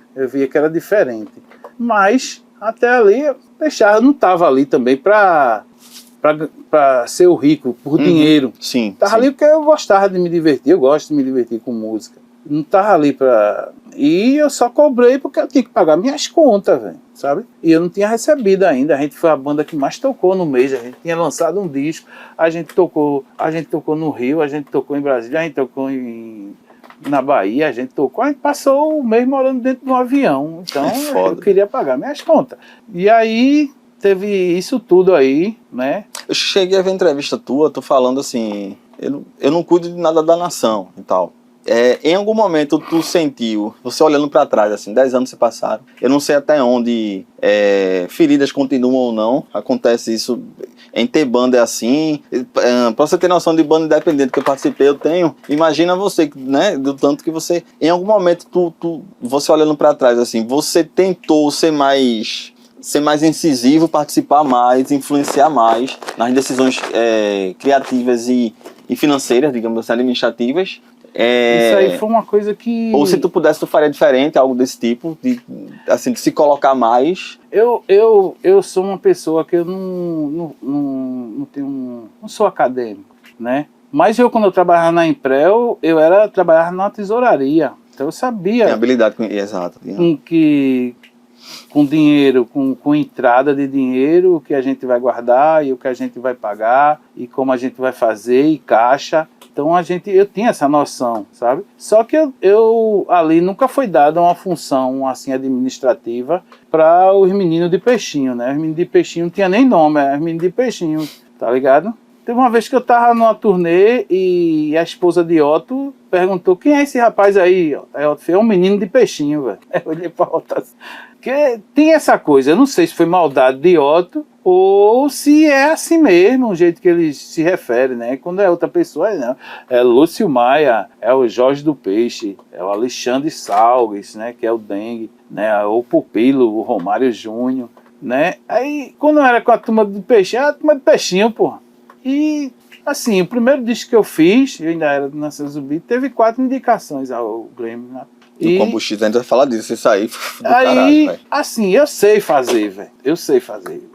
Eu entrei na primeira vez no estúdio para aprender. E até hoje, quando eu entro no estúdio, é para aprender. Né? Eu sou autodidata, mas eu consigo gravar bem meus instrumentos. Né? Eu sei o que é preciso, né? Para manter uma banda, eu sei o que é preciso. Então, um ano você precisou entrar com o processo, tudo. Sim. Eu lembro que eu também encontrei uma matéria que dizia que tinha determinado a tua reintegração, mas depois eu não vi mais nada. Aconteceu isso? Como é que... Aconteceu isso, né? Aí depois o advogado que estava trabalhando no caso, ele perdeu todos os prazos, assim, perdeu o prazo, né? Que eu tinha 30 dias para dizer o que eu queria e tal. E eles fizeram uma conversa lá, pro lado de lá. E aí ele perdeu o prazo, né? E assim, ele é uma pessoa que se dizia baterista, que foi ser músico, que foi ser advogado, porque o pai foi uma pessoa muito roubada, né? E que ele tava junto comigo e pá. Mas ele agiu de má fé, assim, sabe? Agiu de má fé. Mas eu vou fazer o quê, né, velho? Gilmar, me diz uma coisa, passado esse tempo, até é difícil, mas eu tenho que te perguntar, a gente tá em 2025, né, a gente já não tá mais aqui, né, a gente é só uma imagem e a gente tá conversando com o pessoal no futuro, né, estamos gravando esse episódio em 2025, dezembro de 2025. Fala, Betinho, você pensa que eu estou aqui, eu não estou aqui. Isso me aqui pegou. É só uma imagem. Eu era adolescente quando eu vi isso, até hoje eu guardo essa coisa que o Chico falou, assim, não, eu sou só uma imagem aqui, eu sou só uma projeção, eu mesmo não tô mais aqui não, então a gente também não tá mais aqui, a gente já tá em outro lugar, né, e conversando com a galera no futuro. Mas tenho que te perguntar, a gente tá vivendo esse período de revivals, né, eu não sei se a nação ela teria esse apelo, se rolasse algo desse tipo, alguma aproximação. Eu tô te perguntando, você tocaria? Eu não digo voltar a fazer parte da banda de vez, mas para celebrar, porque eu até pensava que você iria participar das celebrações mais recentes, né? Dos 30 anos e tudo. Essa coisa de 30 se anos você fosse, mesmo. Se me chamasse. Quem levantou essas coisas dos 30 anos fui eu, aqui olhando aqui e tal, aí comecei a falar dos 30 anos do Mangue Beat. E aí eles fizeram uma reunião lá na Fundarp, quem estava bancando lá na Secretaria de Cultura, que estava bancando o FIG, e disseram que não era para eu participar não, sabe? E assim foi feito, né? O secretário lá, que era um tal de Oscar, ele pegou, disse que, aceitou lá, que não era para eu participar. Eu acho assim, sabe, velho? Eu acho que são pessoas que olha cara, mas olha... não vê um ser humano que está ali contribuindo, que está ali carregando. Porque no começo, eles terminava o show, a gente ia carregar o palco, descarregar o palco, botar o equipamento dentro do ônibus e eles iam dar autógrafo. Então eles sempre pensaram assim, né? O Jorge, o Lúcio, o Dengue, né? A gente ficava ali ajudando ali, a gente tocava e depois ia carregar os instrumentos. Eles nunca fizeram isso não, né? E acho que até hoje eles são assim mesmo. Mas... fiquei pensando, né? Tá todo mundo vivo ainda. Eu pensei assim, será que rolaria um show? Se você participaria? A gente vê assim, né? A banda que eu escutei muito na minha adolescência, Titãs, né? Os caras se juntam de temporada em temporada e faz um show e tal. Mas ali, todo mundo com a sua educação e tal, tá ligado? Todo mundo tem educação ali para se ver igual, né? Tem aquela coisa de igualdade, né? Na Nação Zumbi não é assim não, as pessoas acham que por carregar o nome Nação Zumbi, que é Zumbi dos Palmares, quem botou esse nome fui eu, porque eu respeito a história de Zumbi dos Palmares, né? Que ele tomou conta ali uma temporada do Quilombo, que ele queria todo mundo livre, né? Daquela coisa de viver ali, todo mundo ali livre e tal, sem ser escravizado. Mas ali não é assim não, ali não é assim. Eu posso dizer isso porque eu vivi ali, eu sei como era. Por isso que eu queria estar ali junto da minha comunidade, não ter estrelismo, porque não é o que eu aprendi, sabe? O que eu aprendi com música foi essa coisa de lutar por dias melhores para todo mundo e tal. Não é essa coisa de... não, você tem que ganhar X porque você toca tambor, tem que ganhar mais porque eu canto, tem que ganhar mais porque eu sou o guitarrista. Você quer para produzir, velho, para produzir, você é o guitarrista, você pode tocar aqui e tocar ali, Você canta, você escreve, então vá fazer letra, faça letra para todo mundo aí, vá produzir, velho. Agora aqui é uma coisa que todo mundo criou, então todo mundo é um conjunto, são partes iguais, a gente aprende isso no primário, né? E um conjunto são partes iguais, isso. Não tem que ter essa coisa de estar... De lá pra cá, Gilmar, você não teve contato mais com nenhum deles? Nem não, diretamente? Uma vez o Jorge me ligou pra me esculhambar, acho que ele tava bêbado, né? E dizer que ninguém tinha botado eu pra fora da banda, não, né? Eu acho que essa coisa aí, agora, assim, sabe? Quando eu rezo o Pai Nosso, a gente diz que é para perdoar, né? Já perdoei, velho. Eu tive a oportunidade, sabe por quê? Porque a gente chega aqui, a gente chega sem nada, velho. E sai sem, sai sem nada. Sai sem nada. O caixão não vai ter gaveta mesmo. Eu tive a oportunidade de conversar com uma pessoa próxima, que um dos integrantes da banda teria dito que, assim, que tocaria com você novamente. É um dos integrantes que ainda estava fazendo parte, mas que com o Pupilo não tocaria mais, sabe? Disse assim, não, olha, se fosse com o Gilmar eu faria, mas com o Pupilo eu não faço mais. Enfim, a minha ideia não é polemizar, depois eu posso te falar, mas me chamou a atenção, me chamou a atenção. E nem teria dito isso, sabe? De que se fosse com o Gilmar eu faria, mas com o Pupilo não. Aí já é outra questão que foi depois de ter saído. Depois de você sair, ainda saiu o Pupilo, né? Porque ele descobriu também que era tudo do mesmo jeito. Que ele também não era uma pessoa que na divisão financeira, porque as pessoas chegaram ali para ganhar dinheiro. E eu cheguei ali, não foi para ganhar dinheiro, não. Agora, eu me arrependo muito de ter realizado as vontades de Chico, né? Porque hoje eu era funcionário público e eu fazia meu som, fazia meu batuque do mesmo jeito de hoje. Só que hoje eu não tenho salário, né? E se eu tivesse ali na Emprel, eu estava fazendo meu batuque e eu tinha meu salário e a vida ia ser um pouco mais fácil para mim. Entendo. Mas eu já me acostumei, assim, né? Tem mês que tem mês que não tem, e a gente vai levando a vida do jeito que dá.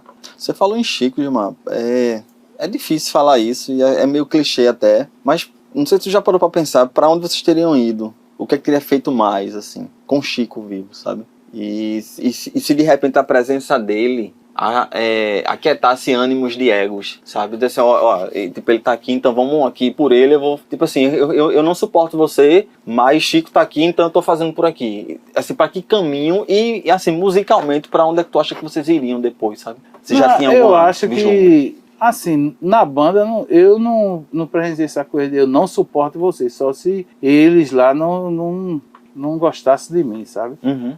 Mas eu nunca tive isso não, assim. Eu acho até que para subir no palco tem que estar todo mundo bem um com o outro, e a coisa tem que fluir mesmo, sabe? Assim, na amizade, na harmonia, porque aí é que flui as coisas. Não tem que estar um com raiva do outro, porque vai ter raiva, né?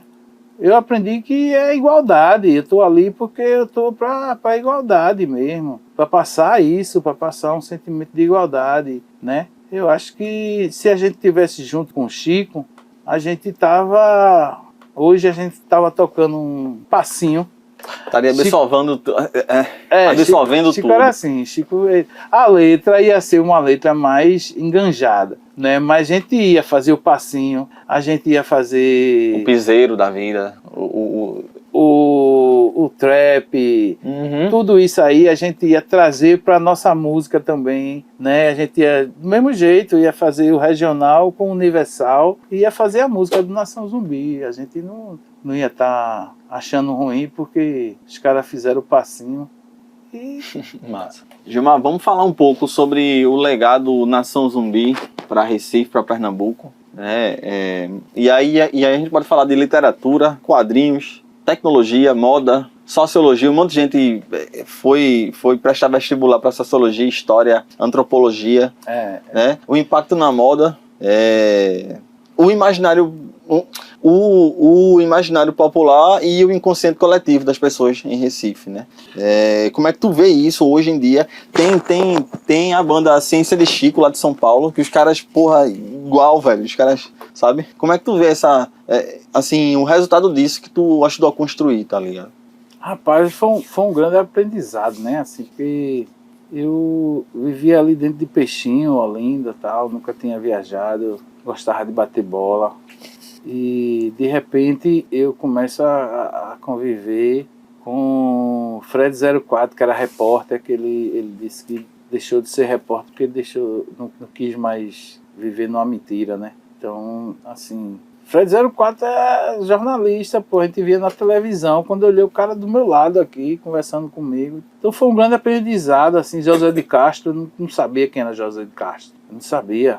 E de repente tá Chico falando de José de Castro, e aí o sociólogo, eu não sabia o que era sociólogo também. Tudo foi um grande aprendizado, e não foi só pra mim, né, velho? Porque quando eu olhei, tava a favela toda estudando sociologia, e me procurando para a gente falar sobre a importância de Josué de Castro no Mangue Beat, né?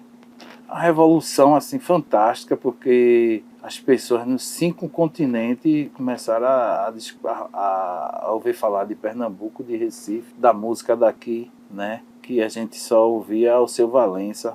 E depois surgiram várias bandas, né? E algumas ficaram no cenário nacional e algumas pessoas do meio artístico, assim, do cinema vieram junto, né? Das modas também vieram junto. Teatro também, artes plásticas, né? Muita gente que abraçou a ideia e conseguiu expor seu trabalho e mostrar que era de Recife, né? Acho que Recife ganhou muito com o movimento Mangue Beat, né? Era uma coisa que era para ser uma cooperativa e se tornou um movimento assim.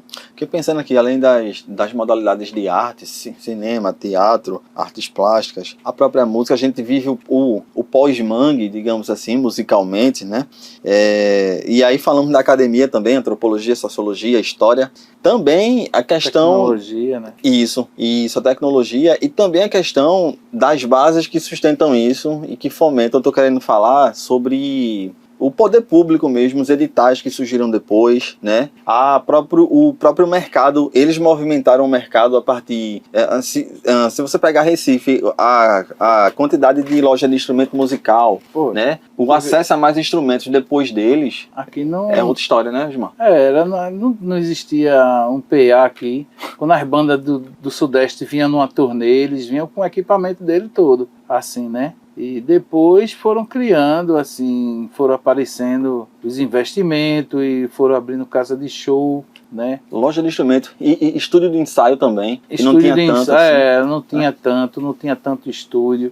Eu acho que, assim, fomento, né, essa coisa dos editais, né, o Recife Antigo, que era uma coisa que era bem abandonado, né? Que tinha gente que dizia que nem a noite, né? A noite que a gente fala assim com os marinheiros, né? Que gosta da prostituição, não deu jeito Porto. No Recife Antigo. Como é que uma cena musical ia transformar o Recife Antigo no que é hoje, né? Assim, que teve uma época que a efervescência cultural, a juventude estava toda no Recife Antigo, e tudo isso por causa do Mangue Beat, porque Chico dizia que o Recife Antigo era bonito e que tinha que revitalizar mesmo, porque a gente tinha visto o Pelourinho com aquela garibada que deram lá, e que era para fazer a mesma coisa aqui, e que ali tinha que ter muitas casas de escola, né? Escola que Chico queria fazer no Recife Antigo era um lugar chamado Antromangue, que é um lugar de estudo. Assim, ele falava muito assim para mim, que as pessoas iam trabalhar. Sim. E trazia seus filhos, né? Os comerciantes levavam seus filhos para aquele lugar que ia se chamar Antromangue. Era uma vontade dele de fazer aquilo. E hoje é chamado de ensino integral, né? Você passar o dia inteiro e ter aquele momento de ensino regular, sim, digamos assim, né? E depois algumas habilidades, né? Isso, né? Que era música. Uma horta, pode ser uma horta também. Sim, né? Ele pensava nessa coisa desse ensino, desse estudo. Era de ter alfabetização, mas tem uma hora que as pessoas fossem estudar arte. E isso aí foi uma coisa que não foi realizada, né? Que eu achava que as pessoas que ficaram à frente da Nação Zumbi ele queria fazer um selo musical, que ele queria ajudar na época dona lembro dessa história do de Itamaracá, aquela outra Dona Selma do Coco, Caju e Castanha. Ele queria gravar esse povo, que era muito difícil, fácil do subúrbio. Ele dizia, a gente tem que ter um selo, tem que ter um estúdio para gravar todo esse povo aí. Chico tinha essa coisa assim, Chico era fã dos Beastie Boys, e ele descobriu que os Beastie Boys tinham uma revista e tinha um selo de gravação. E ele queria fazer a mesma coisa aqui, com as pessoas daqui, né? E essas coisas não foram feitas assim, porque cada um pensou em fazer pensou em fazer coisas fúteis, né? Porque essas coisas é que ia perpetuar, né? Que ia fazer a Nação Zumbi perpetuar, assim. Que a gente vê assim o Olodum. O Olodum tem teatro, né? Tem uma escola de música. Não, é uma ferramenta social praticamente. Era isso que Chico pensava. Chico pensava nessa coisa aí. E isso se perdeu, assim, com o passar do tempo. Gilmar, vamos falar um pouco do Combo X. A gente estava até falando aqui de nomes e como tu é certeiro para nomes, né? Nação Zumbi, o Lamento Negro lá atrás, né?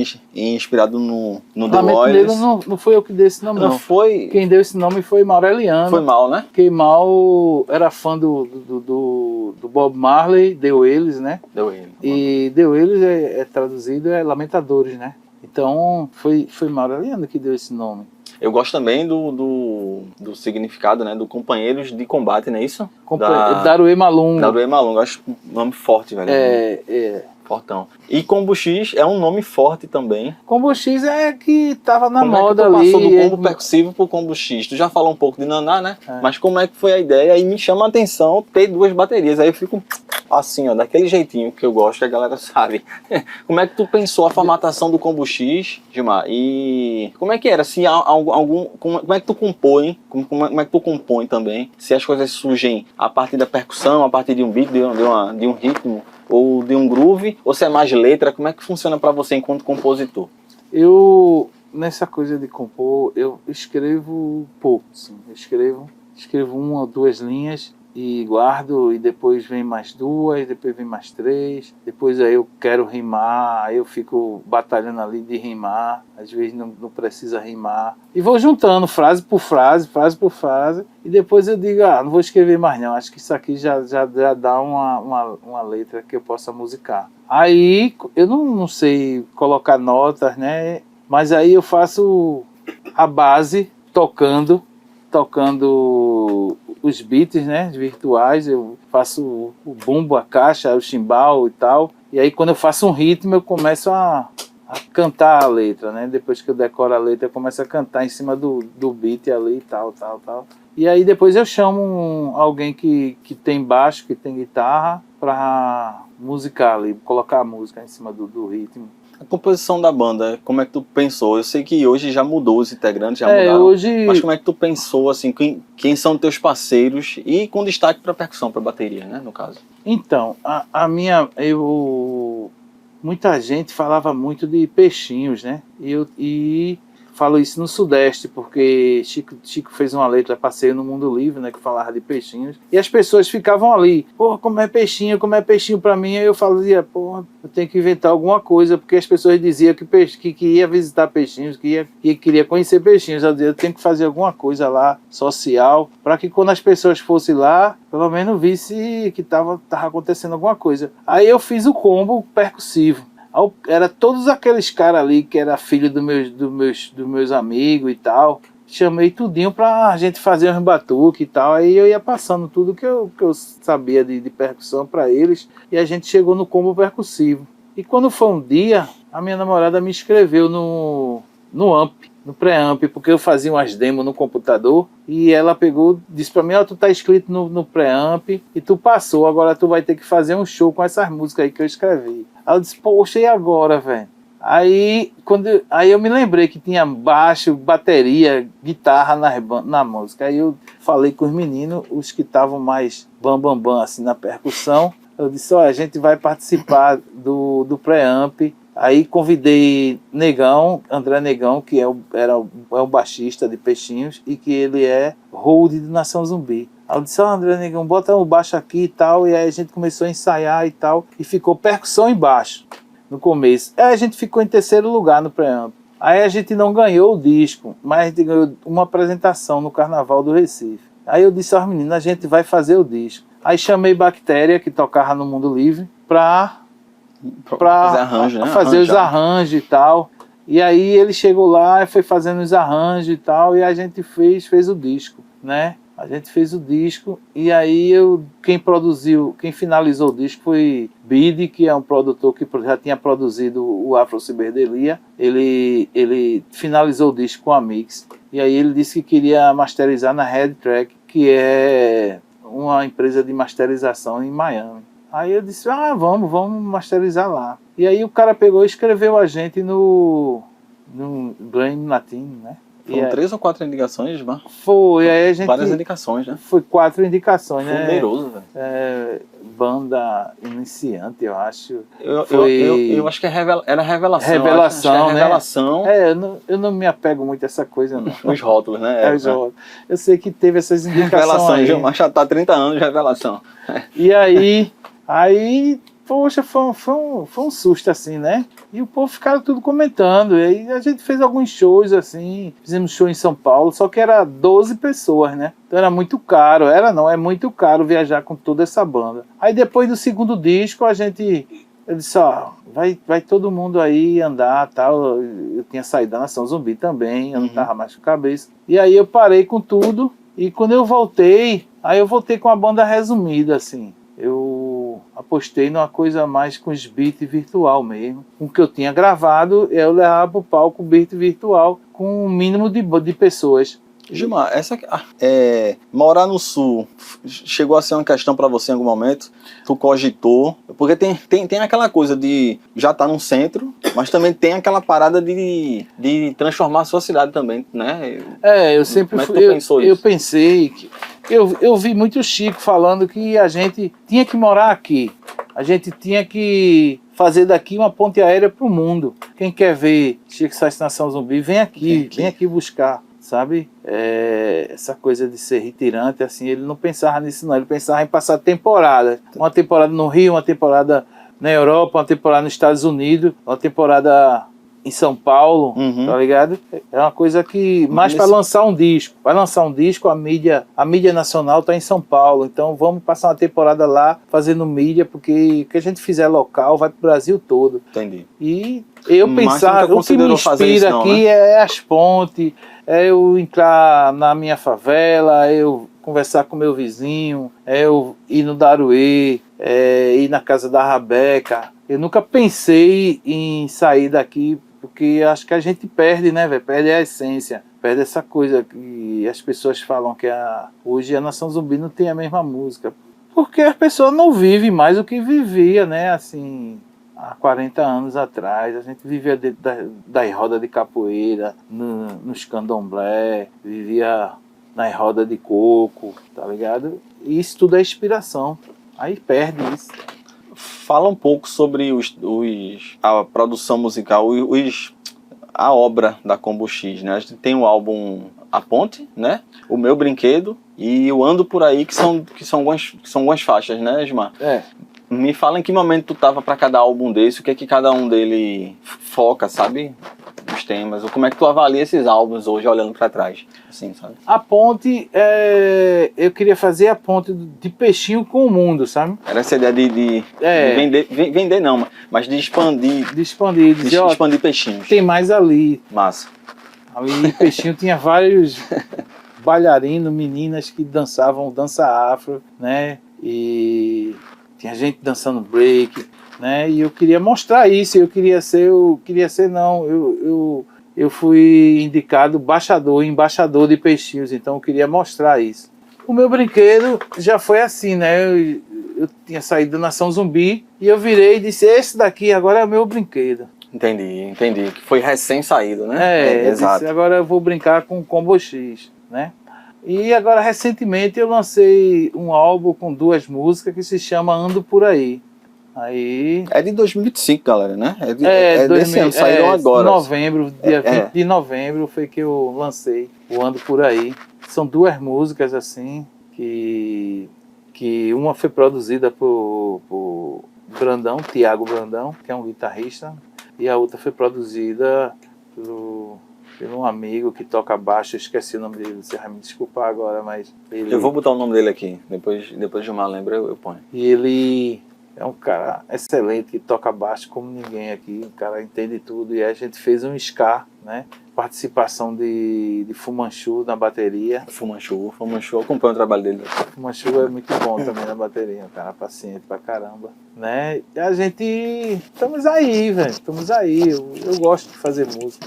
Eu não faço música pra ter um cachê bombado, tá ligado? Que eu já não tenho mais essa ilusão. Eu faço música porque eu gosto mesmo de estar me movimentando, de estar ocupando a mente, né? Eu tenho um monte de letra, foco nela, né? Eu construí esse estúdio para compor mesmo e para ensaiar na paz, porque eu acho que para fazer música você tem que ter tempo.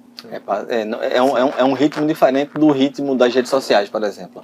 É outro ritmo. Assim, para mim isso aqui é um refúgio, já mais uma vez já está quase chegando ao fim, mas te agradecer por ter me recebido aqui no teu QG e dar vontade de ficar aqui, sabe? Não vontade de ir embora não. Aqui tem um monte de brinquedo aqui, por falar em brinquedo, tem um monte de brinquedo aqui que eu tô de olho e um espaço desse assim, é de fato um refúgio para mim, sabe?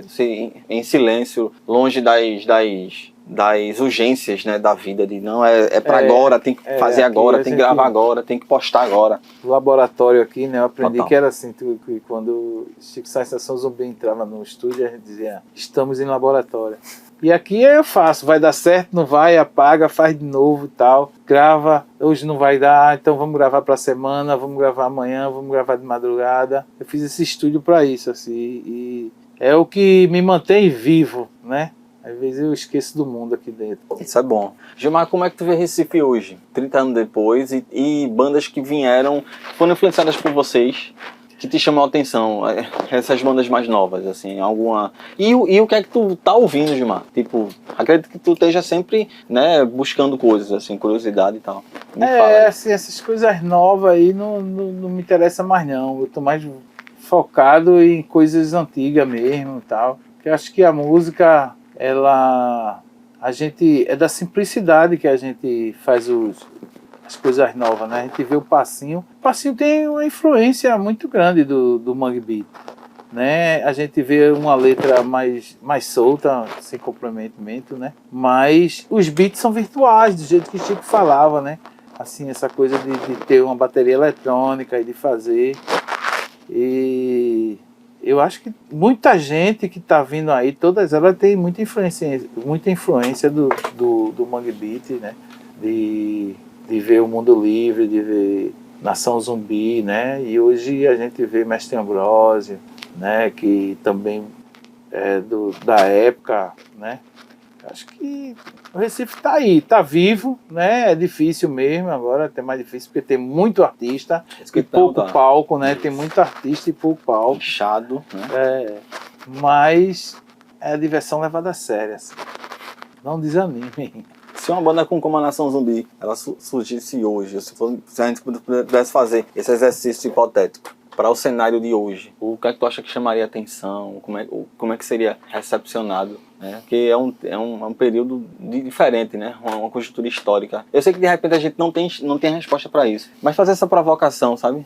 Eu sou uma geração depois da sua e eu fico pensando assim, a gente já tem as nossas demandas específicas que são diferentes das de vocês, ao mesmo tempo muita coisa que a gente tem foi viabilizado, pavimentado por vocês, sabe? Então assim... Vê só, a Nação Zumbi foi uma coisa que 8 caras pensaram igual. Chico conseguiu dizer, vamos focar aqui. Então a gente tinha isso, de 8 pessoas pensando igual. Eu sempre falo isso, às vezes quando eu estou aqui com mais de 2 pessoas, 3 pessoas, eu digo, se a gente focar, se a gente pensar igual, a gente faz a melhor música, a melhor banda, sabe? E naquela hora ali a gente pensava em fazer a melhor música, a melhor banda, mesmo no primeiro disco, que foi um disco que eu acho que a gente não estava pensando ainda igual. A gente começou a se descobrir ali, né? Quando que Chico dizia, faz assim, a gente fazia, faz assim. Mas quando a gente soube o que a gente queria, a gente fez o Afro Ciberdelia, que é um disco com várias músicas, e é um disco muito bom, velho, muito bom. O da Lama Caos é bom, tá entre os 100 melhores discos do Brasil, mas o Afro Ciberdelia é um disco completo, assim. As ideias amadurecidas da Lama Caos, que não deu tempo de gravar, tá todas ali no Afro Ciberdelia. É isso. Nossa. Gilmar, te agradecer por ter me recebido mais uma vez. Eu que agradeço. Episódio especial de 180. 180 episódios, pessoal. Tudo com 8 é bom. Isso, olha aí. 180. Estou muito feliz mesmo de estar aqui contigo, Gilmar, de tu ter compartilhado tanta coisa com a gente. Que venham mais 180. O Repercuta é um projeto que começou... Vida longa. Vida longa, assim, que venham mais. Eu vou encher o saco de vocês ainda durante muito tempo. É uma luta, é uma luta para fazer, né, para produzir. Eu quero também deixar, porque a gente vai passando aqui e perde o fluxo, agradecer a pessoa que está por trás da câmera, Iveson Henrique, grande amigo que sempre me ajuda nas minhas empreitadas. Outros amigos também que ajudam. E só gratidão a cada um. Agradecer a você, Iveson, que está por trás da câmera. Muito obrigado mesmo, amigo, por tudo. Por acreditar também, que no fim das contas é acreditar na coisa. Já me agradecer a você. Eu também. Se você quiser deixar algum recado pra galera, aí eu vou ter perrear cada vez mais agora. Agora tu vai se arrepender de ter aceitado o convite. Muito obrigado mesmo. Tranquilo, eu acho que são momentos como esse que fica, né? Fica para a história aí, para quem quiser conhecer mais um pouco do Gilmar Bola 8, né? E assim, a arte tá aí pra gente explorar mesmo e fazer. Quem quiser faz diferente, quem quiser faz igual. Quem tem sorte faz feito João Gomes, que é um fenômeno hoje nacional, né? E é isso, e gosta de Chico Science Nação Zumbi. Por isso que eu digo, a Nação Zumbi ainda continua, Chico Science Nação Zumbi, o movimento Mangue ainda continua influenciando, assim, né? Ele é de um dia desse aí, ele curte pra caramba, usa um manto de maracatu rural, usa um chapéu de Luiz Gonzaga, né? Então tudo isso está dentro do Mangue ali, né? A autoestima do pernambucano. É isso. Galera, esse foi Gilmar Bola 8 em mais um episódio do Repercuta Podcast, o episódio 180 especial. Muito grato a vocês, a cada um que curte, compartilha, que assiste os episódios, que dá sugestões. Tá na descrição aqui o canal, o contato dos projetos do Gilmar, o Combo X também tá na descrição, o contato dele pessoal também, o Instagram, também o contato da Feel Good, um dos parceiros do Repercuta Podcast. E é isso, a gente se encontra, se vê, se escuta no próximo episódio do Repercuta. Um abraço.